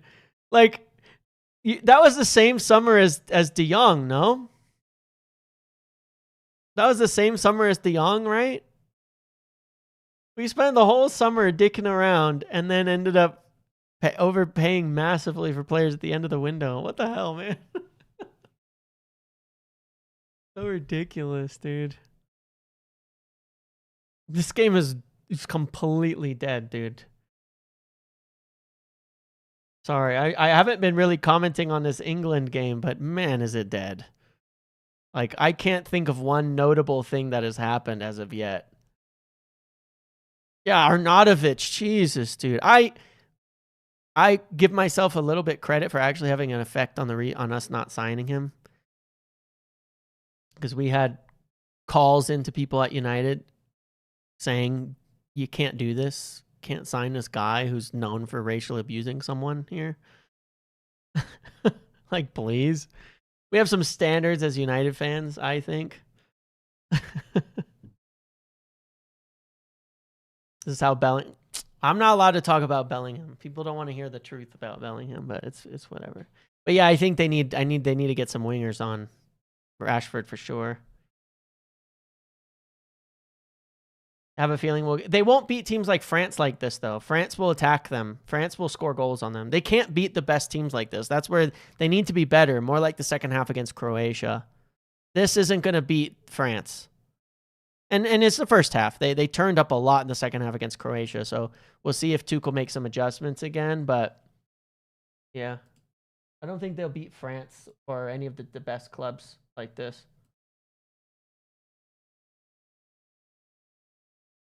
That window took years off my life. Yeah, it was terrible.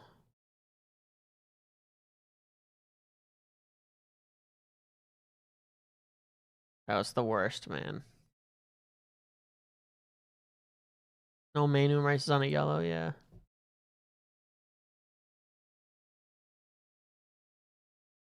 Who else? I'm trying to think if this World Cup's been impressive.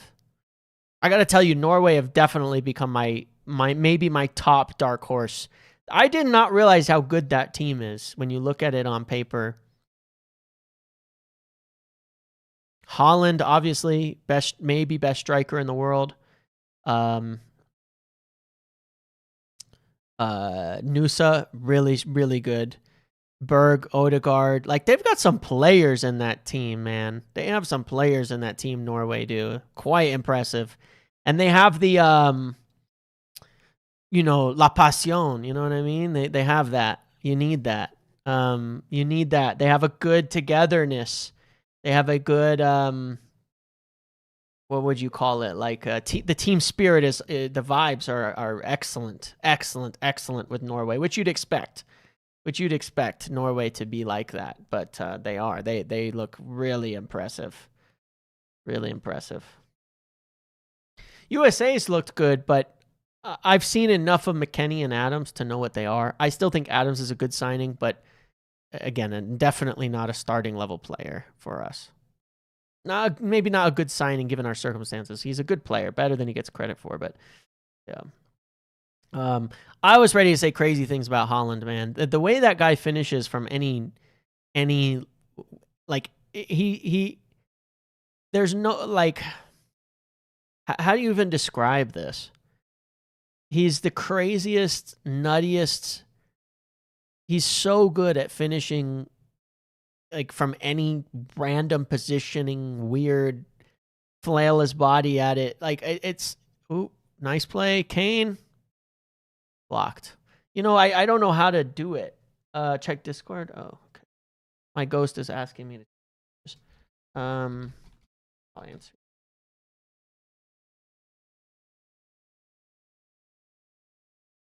It's nuts, man. And I like him. I wish I didn't like Holland, but I love his character and personality, and that he's like not just like a clean washed player. You know what I mean?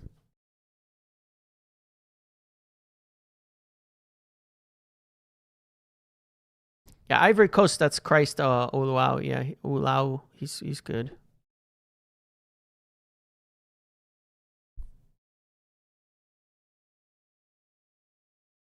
Germany look like Germany. Yeah, certainly do.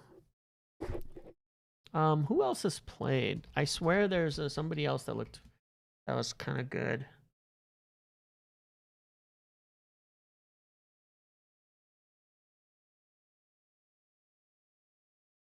I mean, Argentina still look good, unfortunately.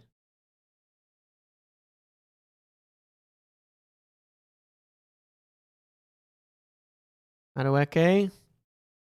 Just dribble into nothing again. Okay. Right.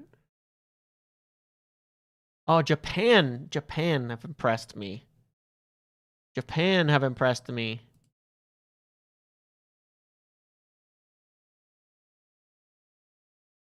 Japan were so good against Tunisia after a really good game against the Netherlands as well.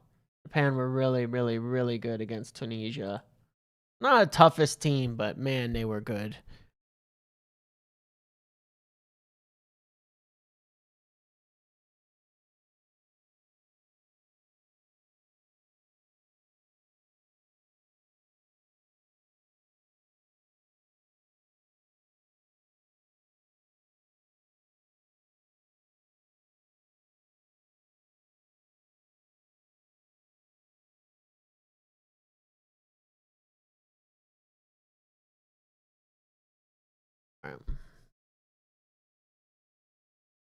Man, I can't remember a single thing that happened in this game. Has anything happened in this game?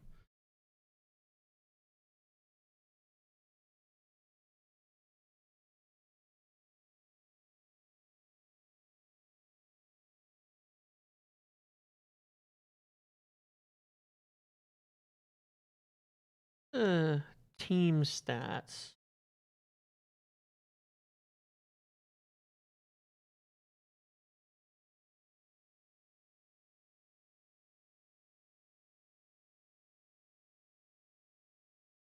Six shots to 0, but I can't remember one like decent chance.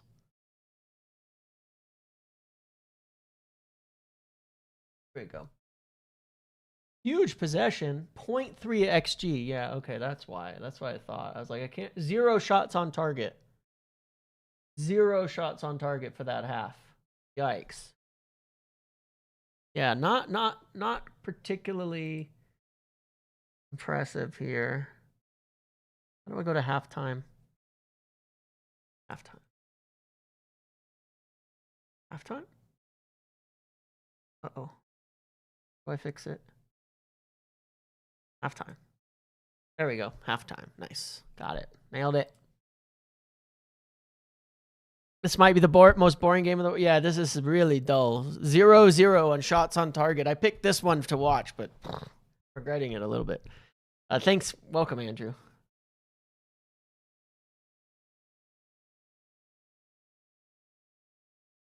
Welcome to the Pro Muppet. You can take the Southgate out of England, but you can't take the England out of Southgate. Or something like that. Maybe backwards. Maybe I got that backwards.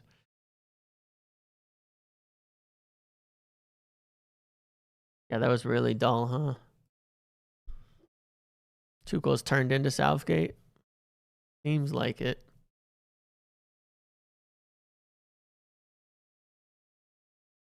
Stats are a little big. They're covering me up here.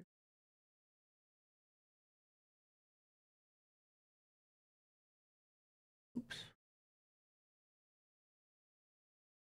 Did Gordon destroy the market? I mean, if anything, everybody's going to be looking and going, hell no, we ain't paying anywhere near that kind of price for anyone because that was a crazy overpay. Chelsea setting the fullback market. Yeah, I still don't understand the transfer, man. West Ham had a reason to be deluded. Yeah, I mean, in that respect, maybe.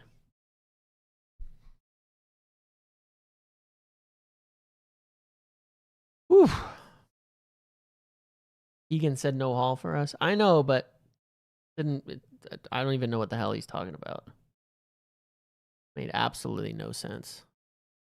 And then his colleague said yes, but can't afford him. So like, you know, what are we doing? What's going on? Waiting for Rashford. Don't know why he doesn't start. Yeah, I hear you.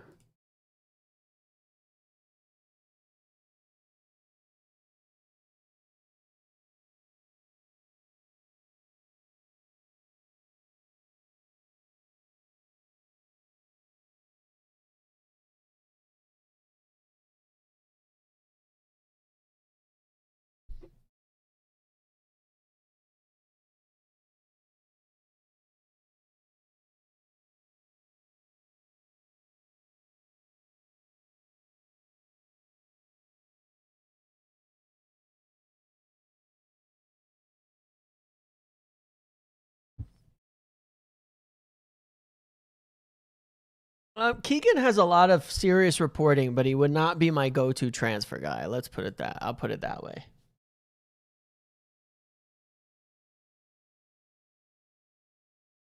Iqbal was good. Yeah, Iqbal was good for Iraq, right? So I think Scott has become our likeliest next signing. I guess, man. I don't even know how to sort through like all of the info right now. And think I need to record some of this stuff, but I think I'm just going to be putting a bunch of stuff as like info rather than like having it affect the percentages right now because it's so messy. Like, man, is it messy? It's all just so messy. I need to update the site and add a bunch of these reports. I'm not sure if I should let these influence or just add them as info reports, because none of it's really like real. A lot of it's just like random kind of yap, you know, at the moment until something serious happens. And but I do want to make sure people can see what's going on there.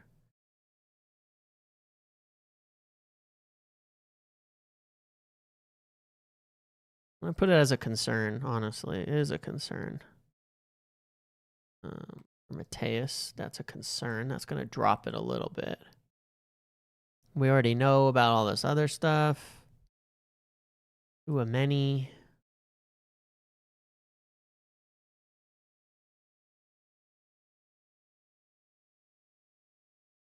Are United going to show the final designs on the new stadium on July 11th, 9th? I believe they will.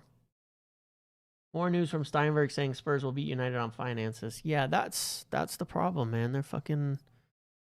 They are minted. All right, let's save that for. I think the only really relevant news right now is this Mateus situation.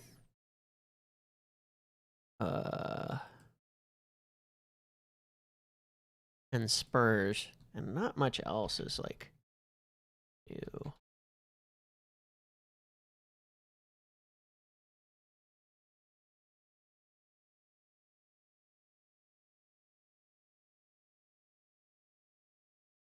Our guys are proven correct and the prices come in.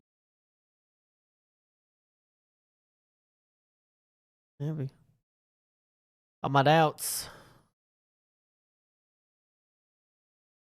All right. What did Steinberg say? I need to find that report.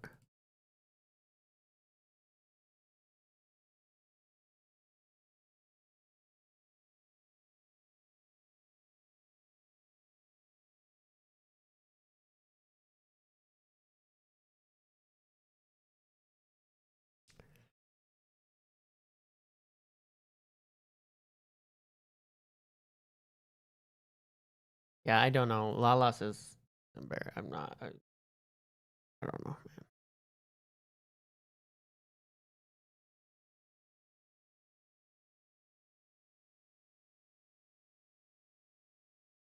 Walk away, trying to fleece us. I hear that, man. I hear that.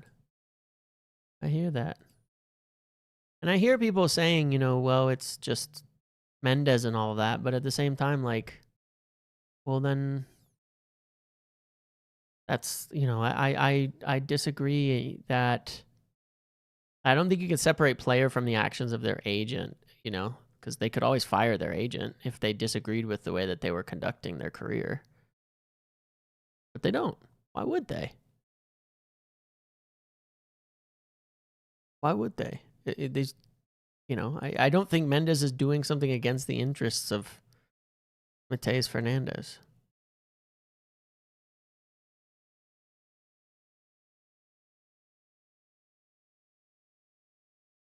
Oh yeah, okay. So it says Roberto De Zerbi has been given significant funds and is looking to make two big moves in midfield. They're pushing to land Tonali and event to the race to sign Mateus. West Ham need to raise funds after relegation, are expected to lose him.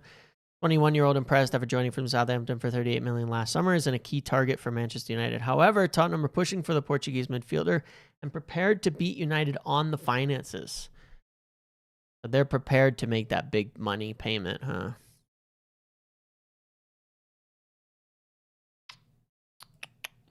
Fair enough. Maybe we've walked away and haven't told anybody. I still suspect that there's literally a chance that that's the case. It's genuinely possible. True as well, Cliff. I did say at some point we're probably gonna have to overpay for somebody. It's just, are we there yet? Is this it? Is now the time? But yeah, that sounds bad.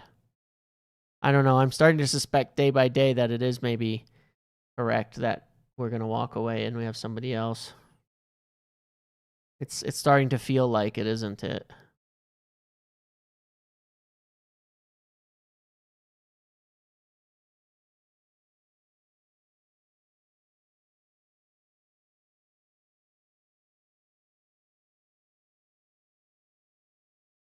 No, 70 million, I wouldn't be like against it. It's more just that it's not 70. You know? If Spurs are bidding 80, 85, then, you know, what hope do we have there? It is a bit depressing. Like, with everything I've said, it's not like I'm not rating Mateus Fernandes in that I don't want him, because I do. Because I also think about the post-Bruno world, and I think Mateus Fernandes is one of the best players we could get for the post-Bruno world. But yeah, there's a lot of issues. There's a lot of issues. So it's a bit depressing. As long as they get the right players, though, I'm not at all convinced. I am okay with walking away, and I'm far from convinced that they're not going to get the right players in. You know, there's a really good chance they do get the right players in. Still, I'm not negative in that sense. Like, oh well, we can't walk away because we're going to get bad players. No, I'm not saying that. I think they'll get good players in. So.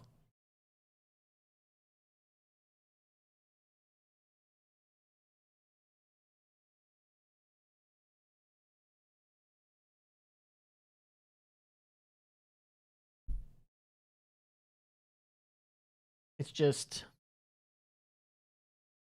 that's the thing. If I didn't have confidence, I'd be more worried. I think a lot of people don't think we'll get good players if we walk away, right? Is that where a lot of people are at? Because I could see that being the case, that a lot of people are sitting here going, you know, I don't think we're going to get good players in if we don't sign Mateus. I don't see other options. I don't see who else we're going to get. And so you're thinking we got to just pay, because what choice do we have? For now, for me, it's a positive take that if we walked away from Mateus, we would have other options, and that they would find other options. I think we will. I think there are other options, and I think we could. I'm pretty confident they'll still get some good players if we ended up walking away from him. But I understand that a lot of people maybe don't have that confidence.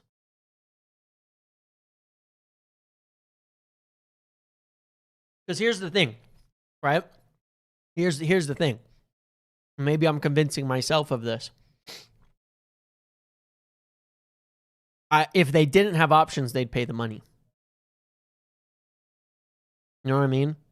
That's kind of my point about, I trust them in that they're not going to, like, if they didn't have options, they would pay. They're not opposed to spending. They're not being cheap. They're not like trying to save money for dividends and crap, right? If they didn't have options, they would pay. So if they don't pay, then I firmly believe that they have other choices that they think are going to be better, and I'll trust them on that front. You know, if this was the previous regime, I'd feel very differently. You know, not to say we should pay, but I would have gone, well, crap. I feel like they probably don't have any alternatives lined up. So, you know, if they're not paying, it's because they have an alternative. That's how I would feel. That's how I do feel about it. I'm confident they have the other options out there. You know, and I don't know DBX because nobody's made a bid yet, right? There's no need to walk. And the thing I've tried to explain about United's, the way that they act, been like this for years. They will not walk from a deal unless they're ready to sign the other player or it's actually off. Like, look at Anderson, right? We knew for months he was favoring City. Months and months and months. We only walked away from Anderson once that £106 million bid went in from City. And then immediately we said, we're out. Because until that bid was actually made, they had no reason to walk away. They had no reason to say, nah, we're not interested. Why not? Keep your name in there. Stay interested. See if Spurs are bluffing. Don't give them a free run, right? Maybe Spurs don't make the bid. Maybe they go back for Tonali and then they say, okay, we're actually out. And now West Ham are, oh shit, we thought we had a bidding war. Now we don't. You got to be there for that. You got to be around that. You know, as long as you have alternatives, as long as you're working on alternatives at the same time, I think that's a good strategy. I think it's safe, and I think that's where we probably are right now.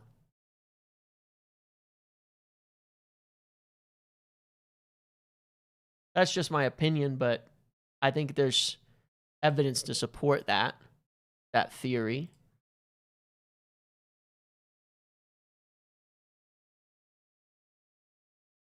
Similar thing to, like I say, similar to Anderson. We could have walked, but we didn't. Set the timer here. Uh-oh. Figure out how to do this part right, because I freeze. Huh.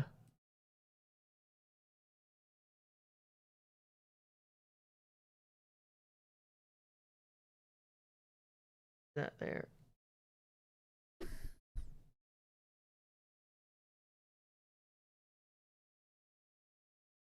Yeah, we're just not hearing other names. I know. I get that. That's why everybody's nervous, because they don't hear the. Understandably, nobody's like, oh yeah, there. You know, if we have alternatives, we're not hearing them. If we have another target, we're not hearing them. I mean, we are hearing a little about Alex Scott, to be fair. So it's not like we're not hearing nothing, but yeah.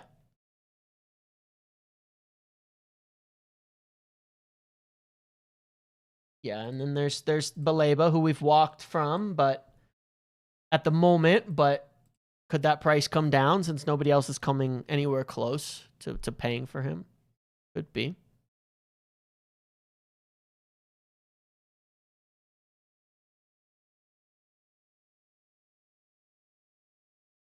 No changes.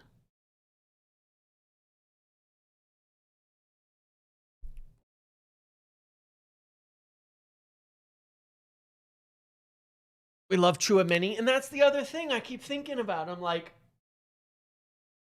do we believe, man? Do we believe?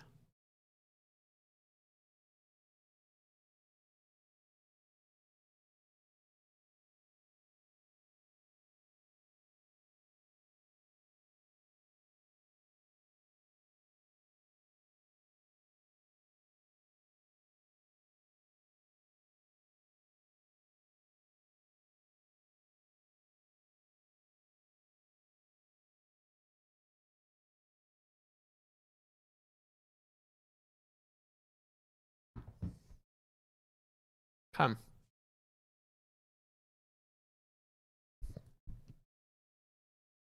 We're used to, yeah. Well, and the other thing is that, like,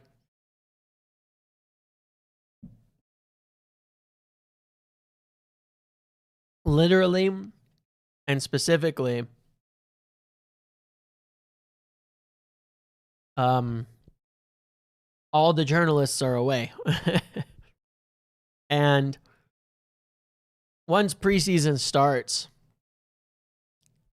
there will be journalists there. More conversations will happen, and more leaks will happen. It's just facts. We're in the United are hidden away. The people are hidden away. There's no in-person interaction between United employees, journalists, people like that. Things are being done in dark rooms away from prying eyes. And that means no leaks. And that's part of the reason it's very quiet for everybody. It's very hard to get info in this instance. Very, very hard. It's one of the, it's this early part of summer. It's in June. A lot of times is like that as well, because it's hard to get info. Because there's not those in-person things, and less stuff gets around just by nature of how the whispers work.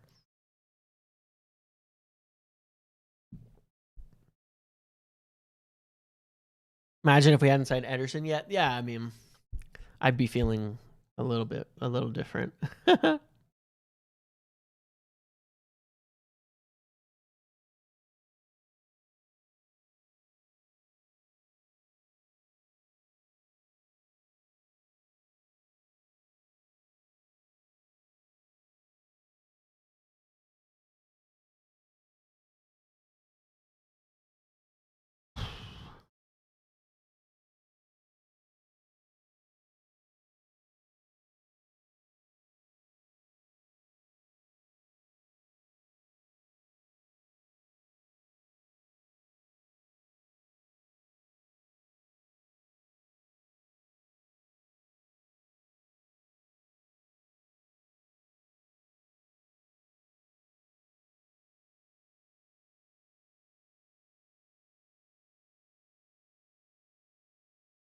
You hope Ederson is a baller?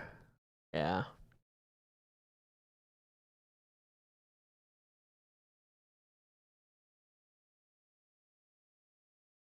I think Ederson is going to be very good as well. I think so. I believe.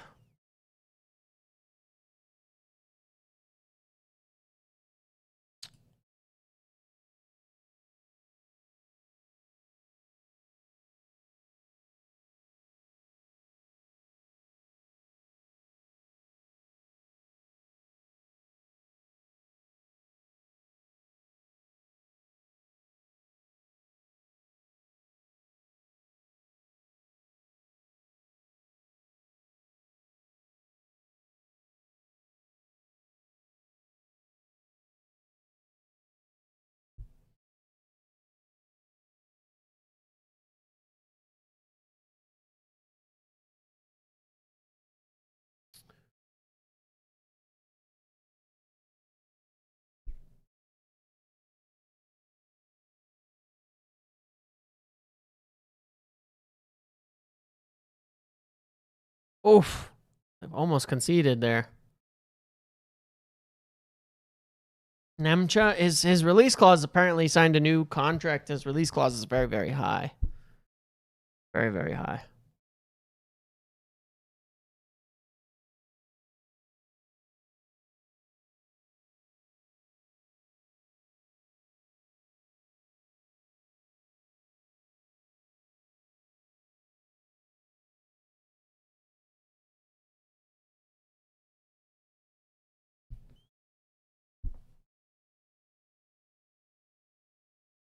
Yeah, there are definitely previous times. Like, you know, again, like I do think Ederson is the signing that like we would have been real excited about. People would have been real excited about previously as like a really good a bargain, you know, where we did find one of those guys we always saying, why did Liverpool find these guys? How did this guy find? I think Ederson's that guy, but I'm not sure people are ready for that. How can United have cash issues? Whose fault is it? The Glazers. The Glazers, the spending, Ten Hag. Make your pick combination.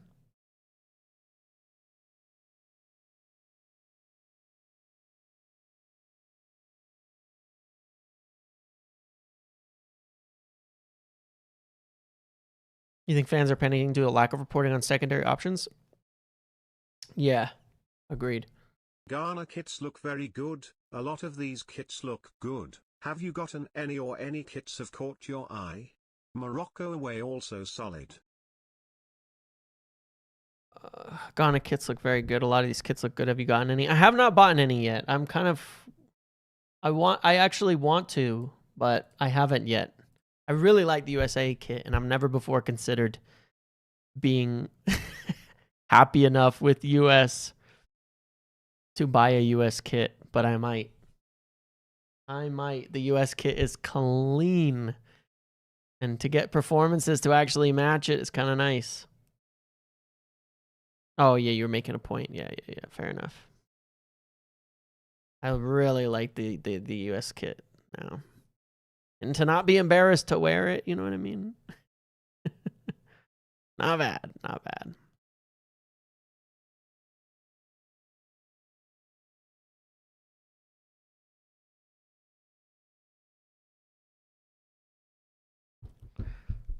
South Korea, yeah, there's a lot of really nice ones, for sure.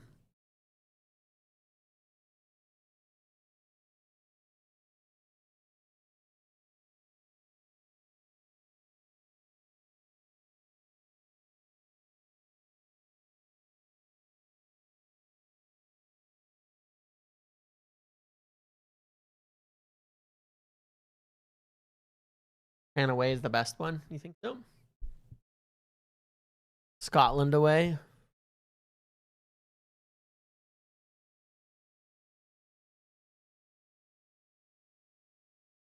I like the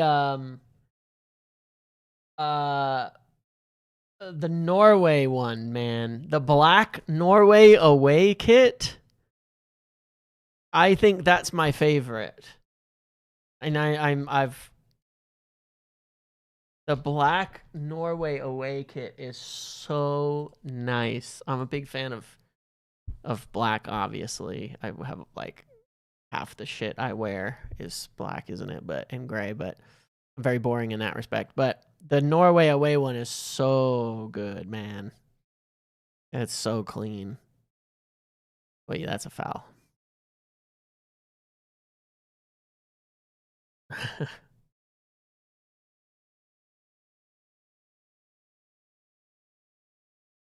I would never wear them outside of like being on here, you know what I mean?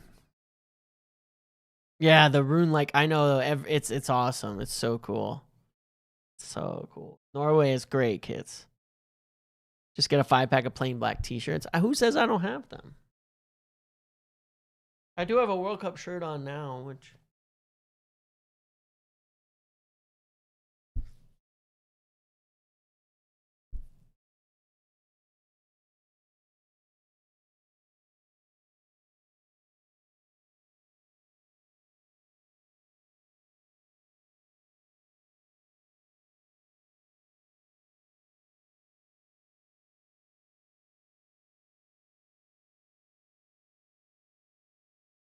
oh, that's a dive.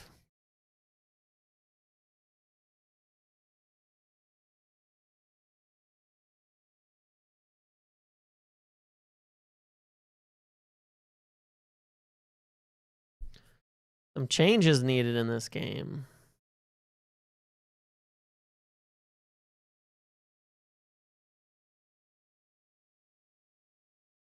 Keep an eye out on 3 for Ghana. What's his name?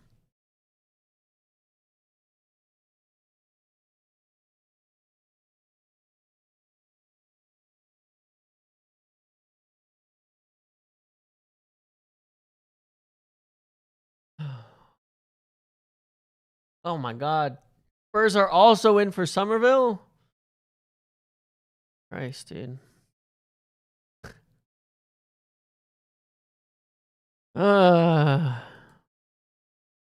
Toney Dagger. If Let's just 55, then Hall has to be on the same. He should, yeah. 55 makes a lot of sense for Hall.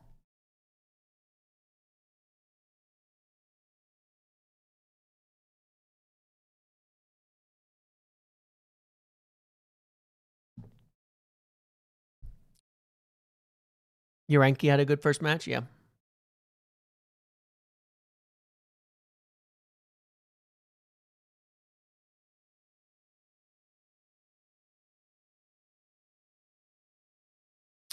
Man, Madueke and Gordon are useless. How is he still persisting with these wingers, man?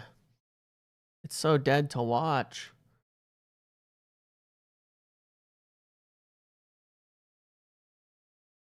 The Woodward playbook, yeah. They're just throwing money at the problem. Like I said, I think it's going to blow up in their face eventually, but it's obnoxious.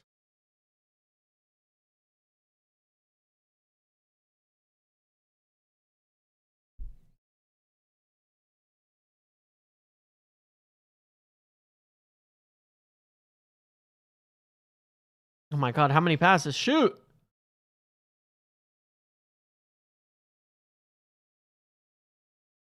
How many England players keep passing up shots here? Gordon straight at the keeper. First shot on target, 57 minutes in.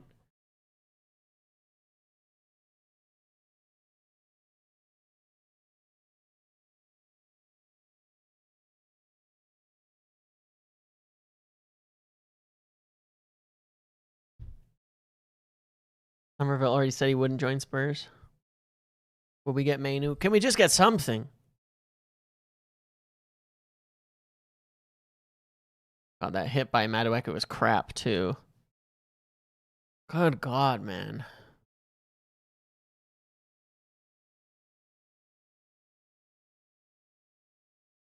Is everyone copying? I mean, this is too... I don't know, man. This is very much something England and Tuchel are capable of, is playing this kind of dreadfully slow football, but we'll see. They're getting a little bit of progress here, finally, but Can they actually turn it into shots and actual attacks? We'll see. They have a lot of trouble unlocking this defense right now.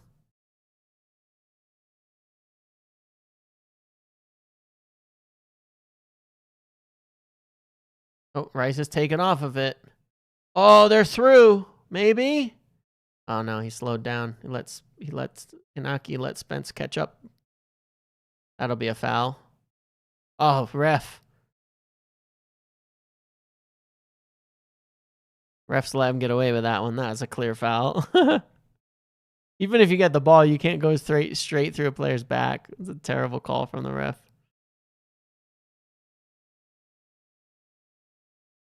Turgid football, yeah.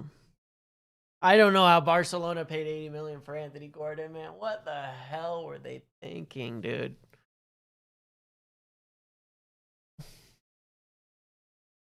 What the hell is this guy?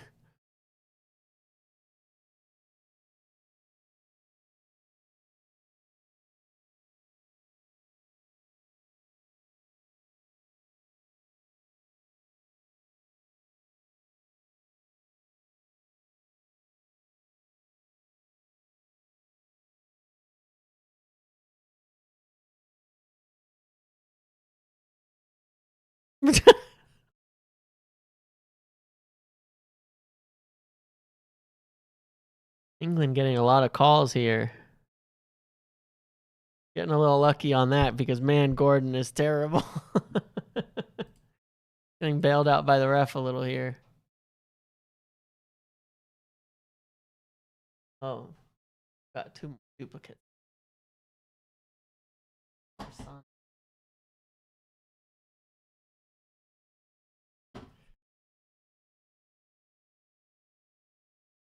We could, yeah.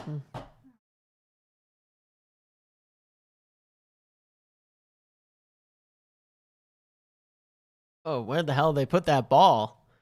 This is like an incredibly, ridiculously favorable. This is an absurdly favorable spot from the ref here.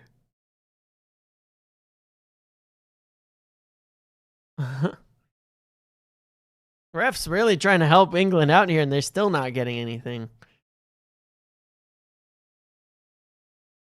I think there was an administrative mix-up with them.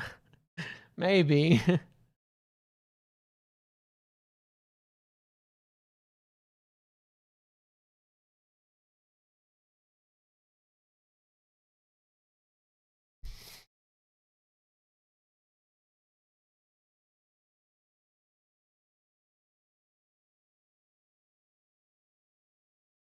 Yeah, they paid more than Cunha and Mbumo costs. Oh, jeez, man, it's crazy. They'll probably do all right there, you know. I mean, Spain is Spain. I mean, look at what Antony did in Spain. But Rashford did fine as well. So I don't know why they spent so much more money.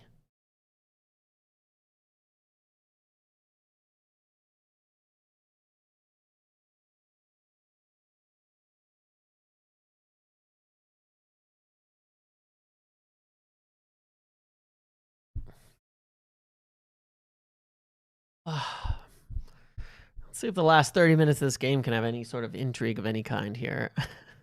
Some subs would help, I think.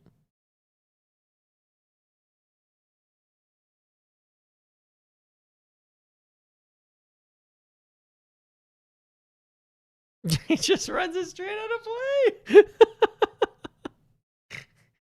Fuck on. Oh. That looked clean. I don't know.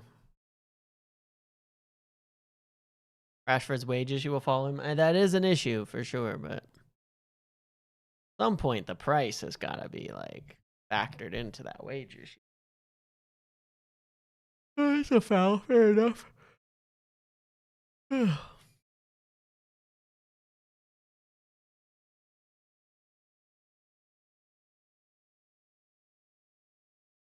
I was hate watching Anthony Gordon. I will. Yeah, I absolutely am hate watching Anthony Gordon. 100%. Oh, real.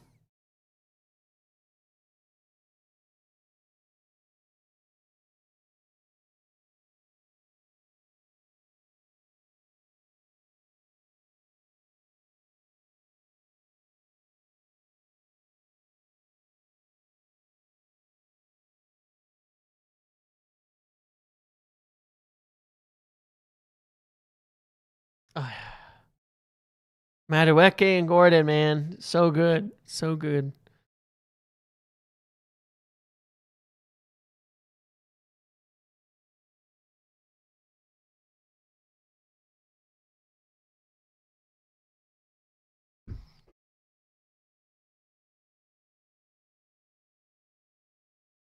Saka, no Riley, no Rashford. No Cobby.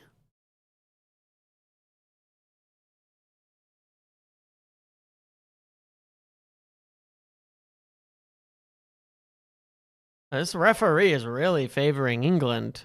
Am I crazy here? Like, as a fairly neutral observer here, it feels like this referee is giving every call to England right now. Like, it feels like he's going out of his way giving calls to England right now. It's a little strange. Your wingers are crap? Yeah. Yeah.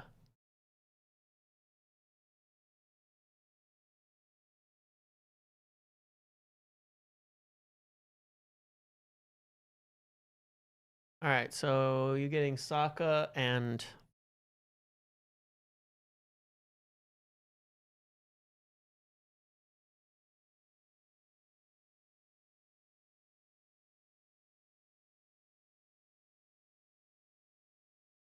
$12 in Tommy's dungeon. And so Nico O'Reilly and Saka. I'm gonna, what is it for Spence and Madueke?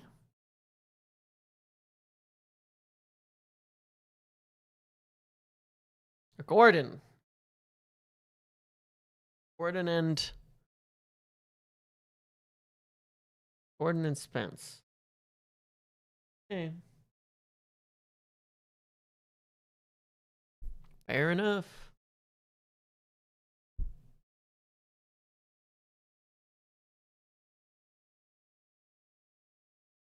Yeah, Riley's a good sub, but I can't see how Madueke is surviving here.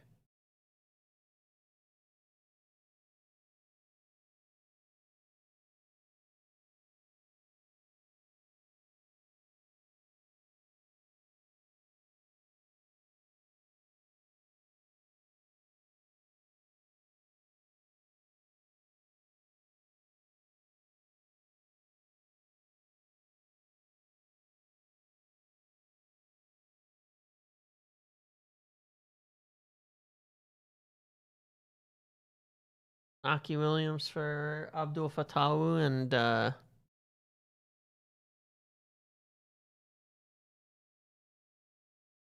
they have to do oh man, they're doing all of this and we're gonna have a drinks break in 1 minute. Good Lord.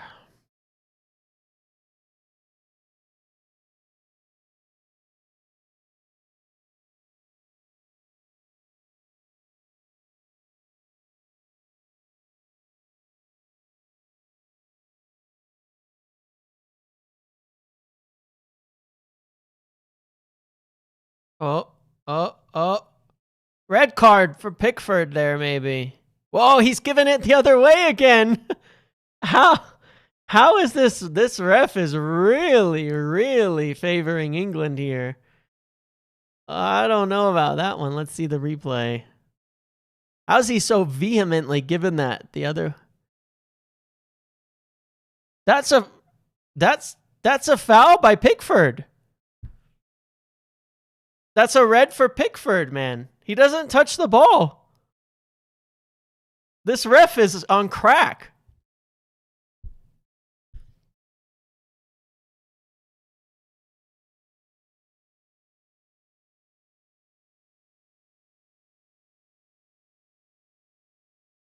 What are they doing?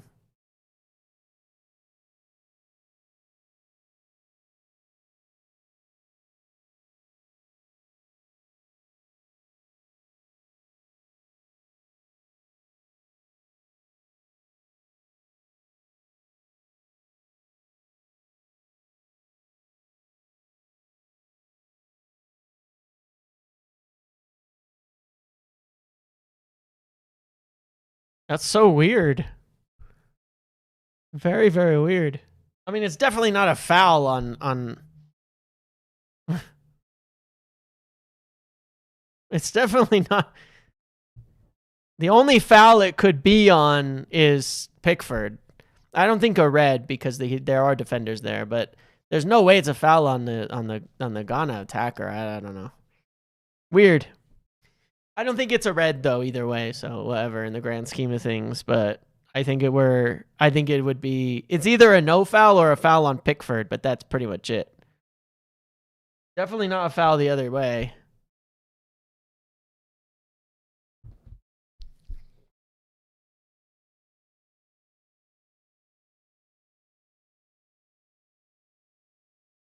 Kind of weird, but whatever.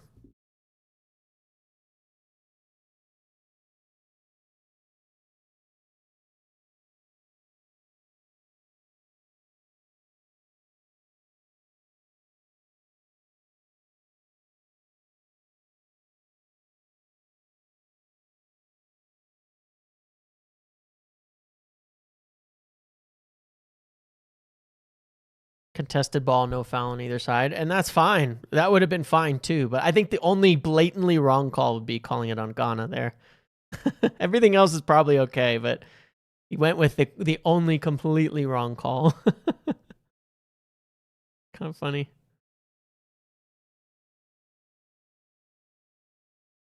Oh, decent. Madueke actually did a good cross from the left side.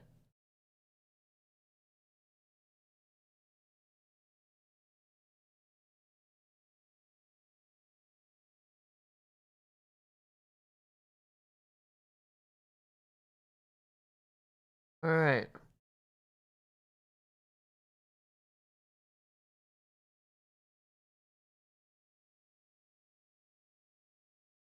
Hydration break.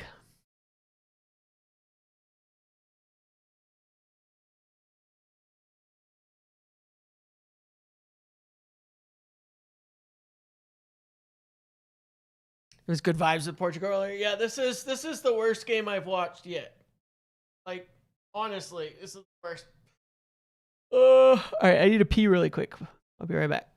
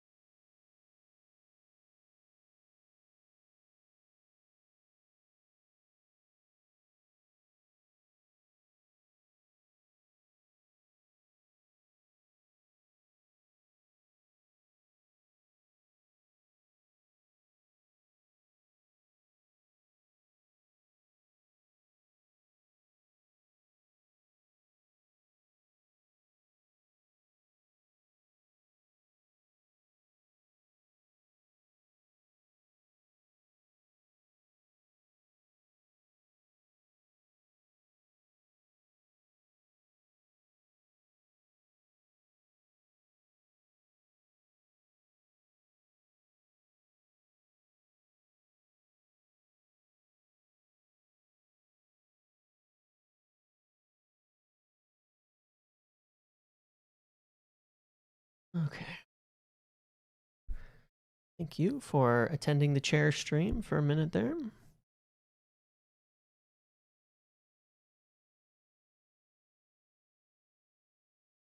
Oh, man.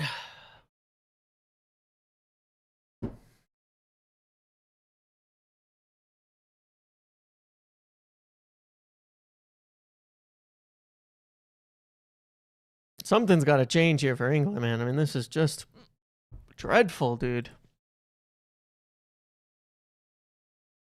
It's such a snooze, man.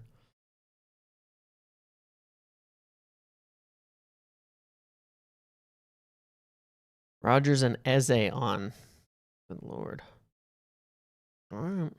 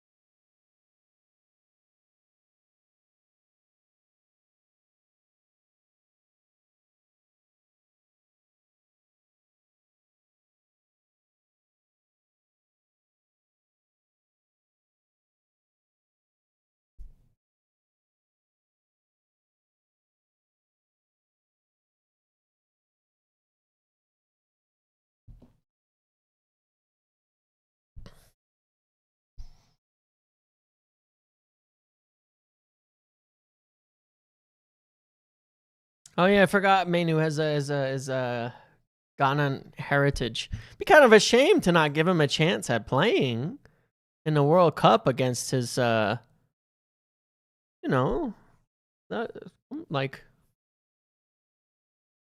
that's kind of a shame. I mean, if you're gonna give him, if he's gonna get some minutes, it'd be cool to have him get some minutes at Ghana, right? Against Ghana.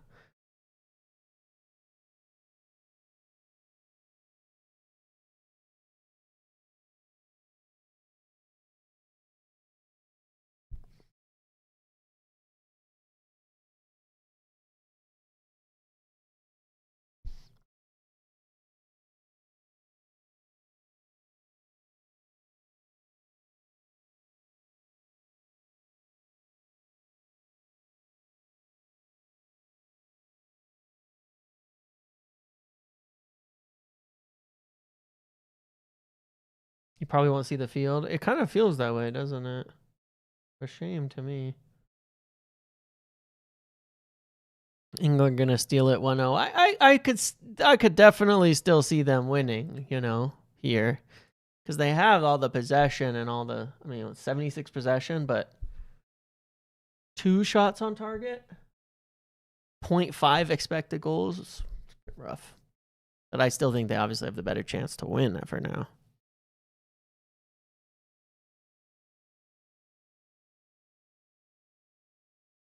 Oh, bounced the wrong way. Madueke over dribbles it. Goal kick. Yikes.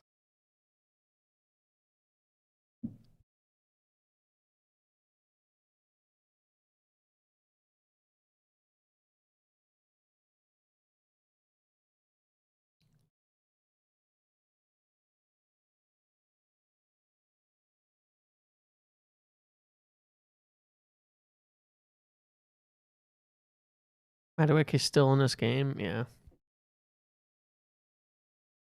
Maguire would have been useful, yeah. Playing for set pieces, Maguire would have been nice on some of this.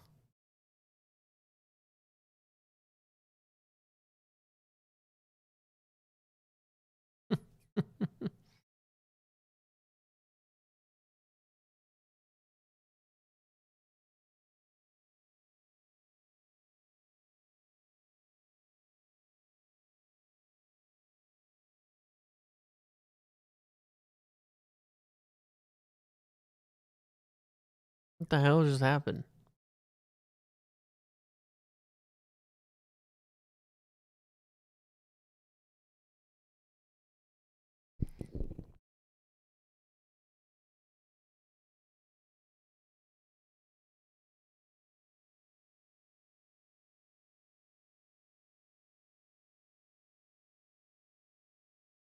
Oh, so now they call it a free kick. Okay. So that he can stay on, I guess.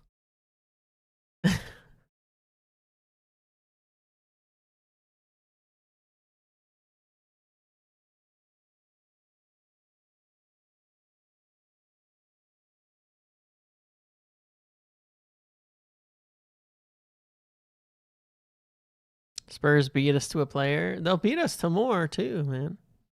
I told you they're willing, if it goes through, they're willing to spend crazy money on De Zerbi and do some crazy shit.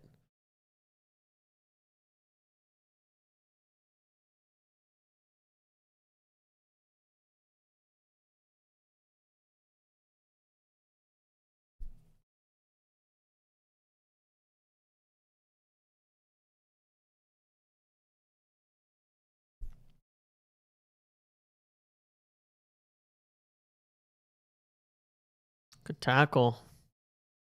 Oh. Oh, he's through. That's, how is he? How have they not scored there, man? How? What's he done? What's he done? Why is he not just gone for the shot?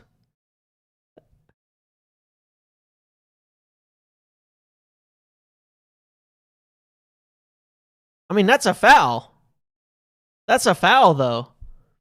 Konsa takes his knee. That's a clear foul.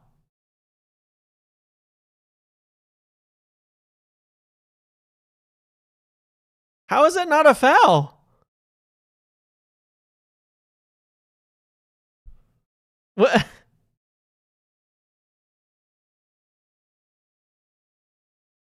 That's such a clear foul.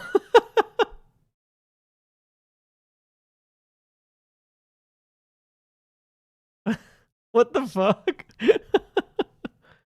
It's such a clear penalty, too.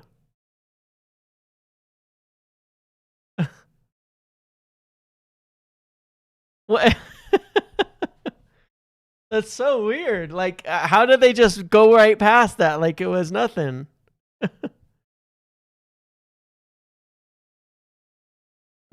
It's so strange.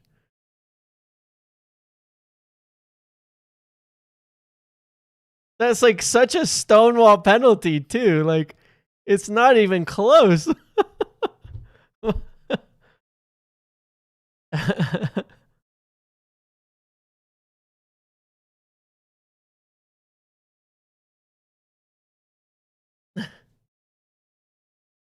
That's crazy, man. That's crazy. Ghana should have a penalty.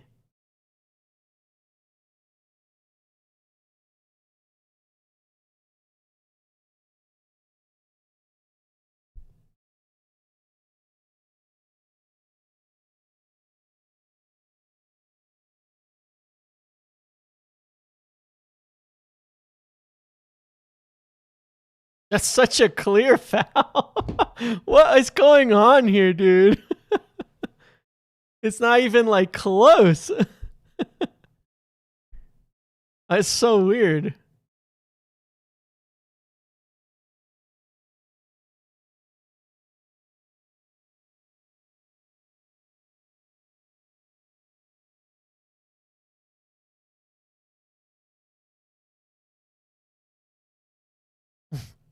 Weird. I don't know. Ghana will have a very right to feel hard done by if this ends up going the other way now.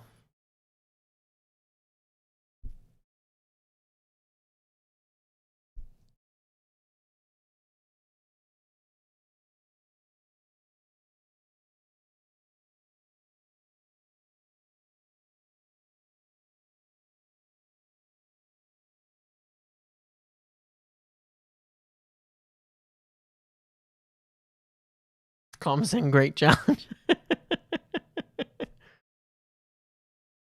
Rashford gonna come on. That's good.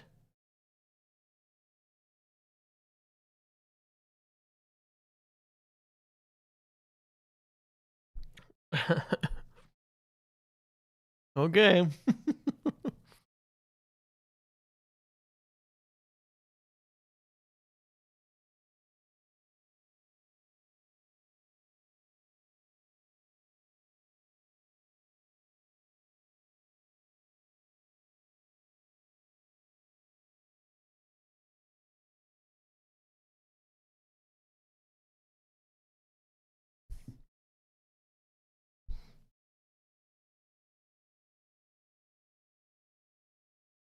Backline is crap. Maybe they could bring Shaw on, you know? Finally, Madueke for Rashford. Good lord. The offside was not that. The offside was Semenyo on the shot. The offside was on the shot from the player who was fouled. Semenyo comes past him and is behind the keeper. Therefore, he's offside because even though he's not past the last man, he's past. There's only one player because the keeper is in front of Semenyo. The offside is Semenyo. It wasn't the. It wasn't the offside of the player taking a shot. It was Semenyo that was offside.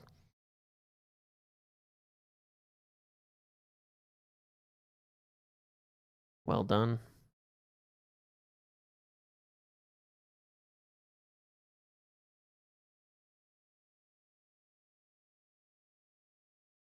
You don't think it's coming home?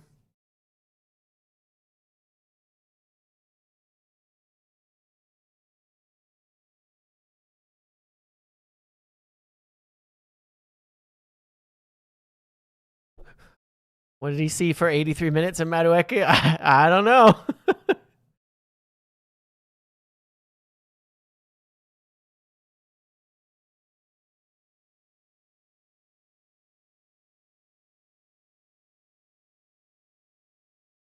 Oh, that's a foul, huh? Ollie Watkins should have been on. Yeah, Ollie Watkins would have been on too. Yeah, exactly, Boylo. That he was because he was behind the keeper, it's offside because there was only one defender back there. It's one of those funny ones we always forget about. Like, it's not actually last man, it's last man plus keeper. It's actually two men. You have to be in front of two players to not be offside. Can't see past France. I can't see past France either. What's up, Aaron? How you doing, man? Are we finished and unserious? No, we're okay, man. We got this. We're okay. Just gotta give patience. We got our alternatives to Mateus lined up. I'm sure of it. I'm sure of it.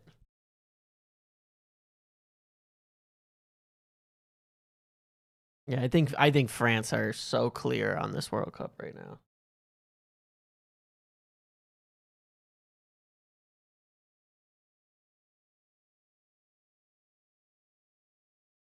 Decent cross, though. Good cross from Rashi. Already one of the best crosses of the game.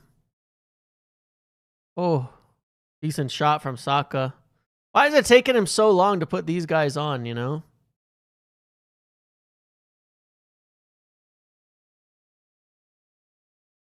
Why it takes so long to get Saka and Rashford onto the wings when they're so obviously the best options?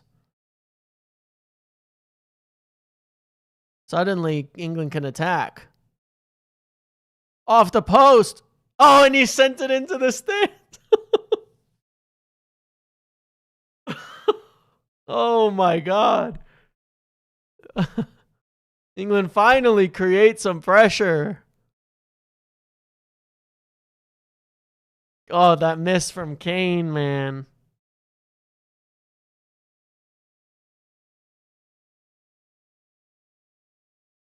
That Spurs DNA, man. How is he so bad in these tournaments, dude? How is he always missing big chances like this?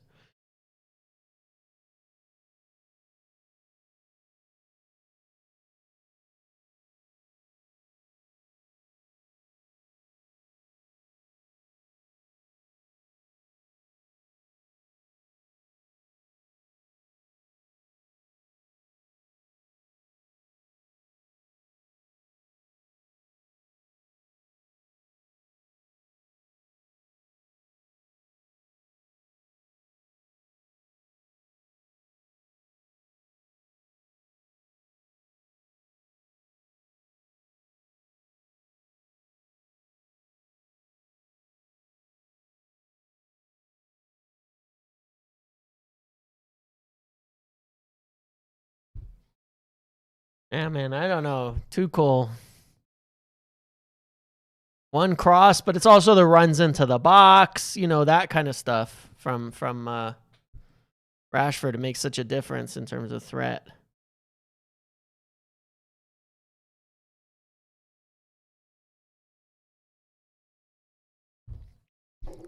He's just a much more vertical threat too.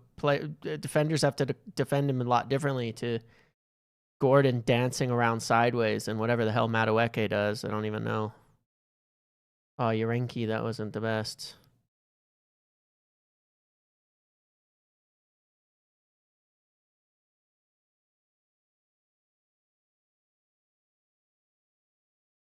The team it totally picks itself. I don't know how Tuchel gets it wrong. Like, it's not hard to get this team right. It's so obvious, like, what you should be picking for the game to make it easier. It just, let's see, they have a few minutes to pull this out.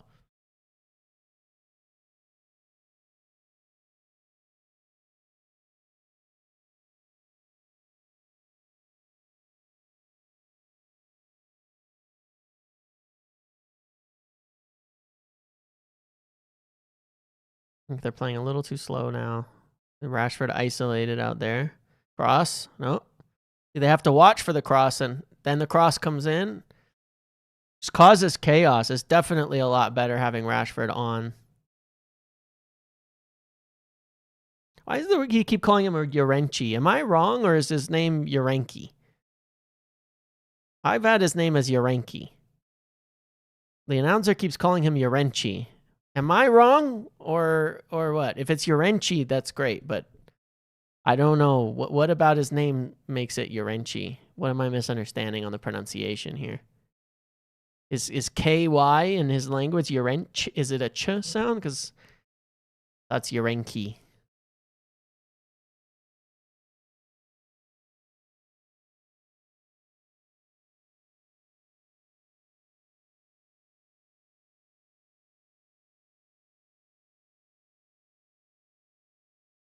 You believe I'm correct? Yeah, I've never heard it as anything but Urenki until this announcement. But you never know, like, you know, how names are pronounced, different countries and things. It's the American announcer, but that's why I'm like, it's strange, because as an American, I thought, like me, he would just pronounce it as it sounds, or as it reads, but he's pronouncing it very strangely. So I'm wondering if there's something else. How are they saying it on Telemundo? Because I'm on the American on Fox. On Telemundo, is it Urenki or Urenchi? How are they saying it?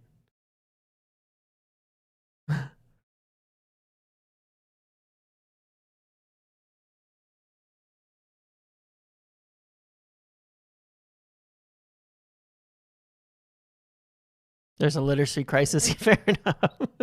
It's just I'm never that good at pronunciations either for foreign stuff, so I try not to assume, you know what I mean? Like me? Okay, fair enough. I'm just going to assume I'm correct for now. Okay. No, but I've heard Carl Anka call him Urenki, I swear.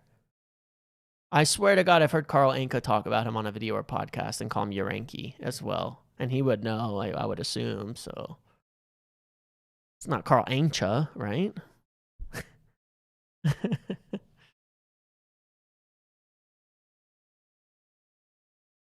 far as I know, anyway.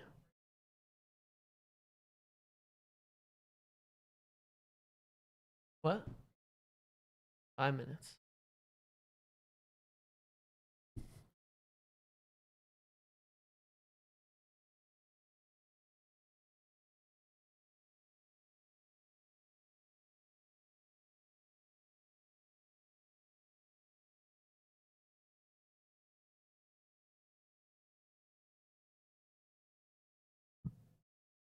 That looked like a foul from O'Reilly on the header there, but yeah. Good jump either way. Oh, Rogers done well. Wow, that's pretty good from Rogers. Corner.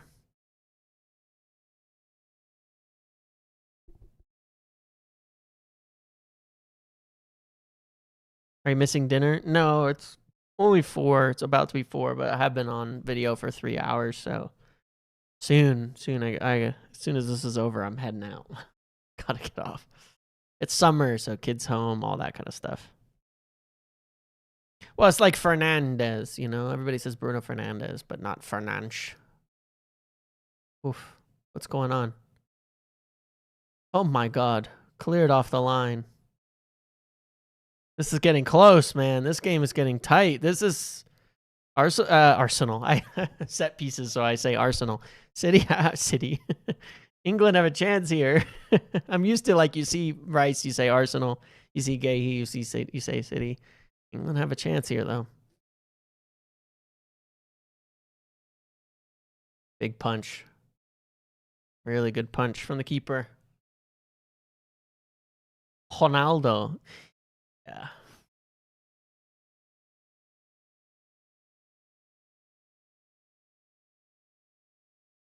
Oops. Ew. I don't know.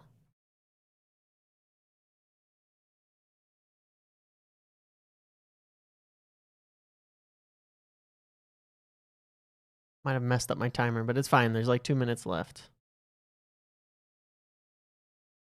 Getting close. They still have 2 minutes.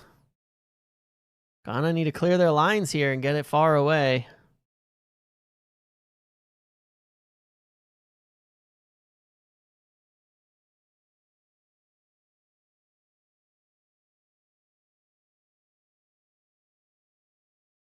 Another corner.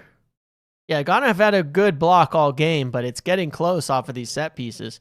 Oh, that one from Gahey's going wide, to be fair. He wasn't going to go in. I thought it was a clearance off the line, but it was off target, to be fair. So not as good a chance as it looked at first.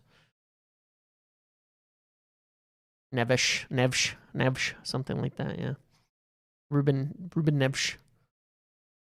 Ruben Amorim. The outcome does not. Well, it does because it could change their matchup, no? Depending on the last game, it changes who they play or something. Does it not?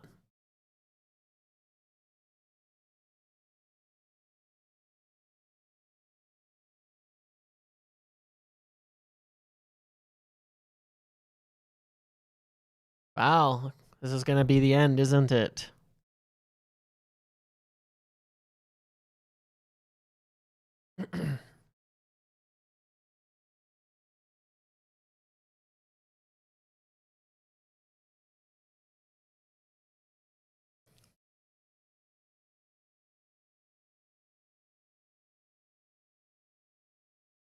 Oh, it proves they can't win it? Yeah, I mean, this was a shocker, honestly.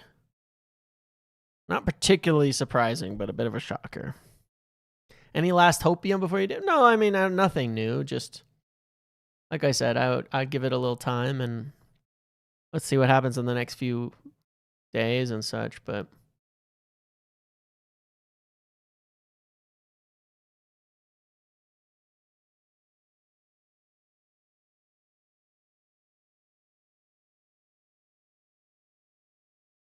That's it.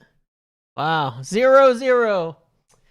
Well, 0-0. An impressive performance from England.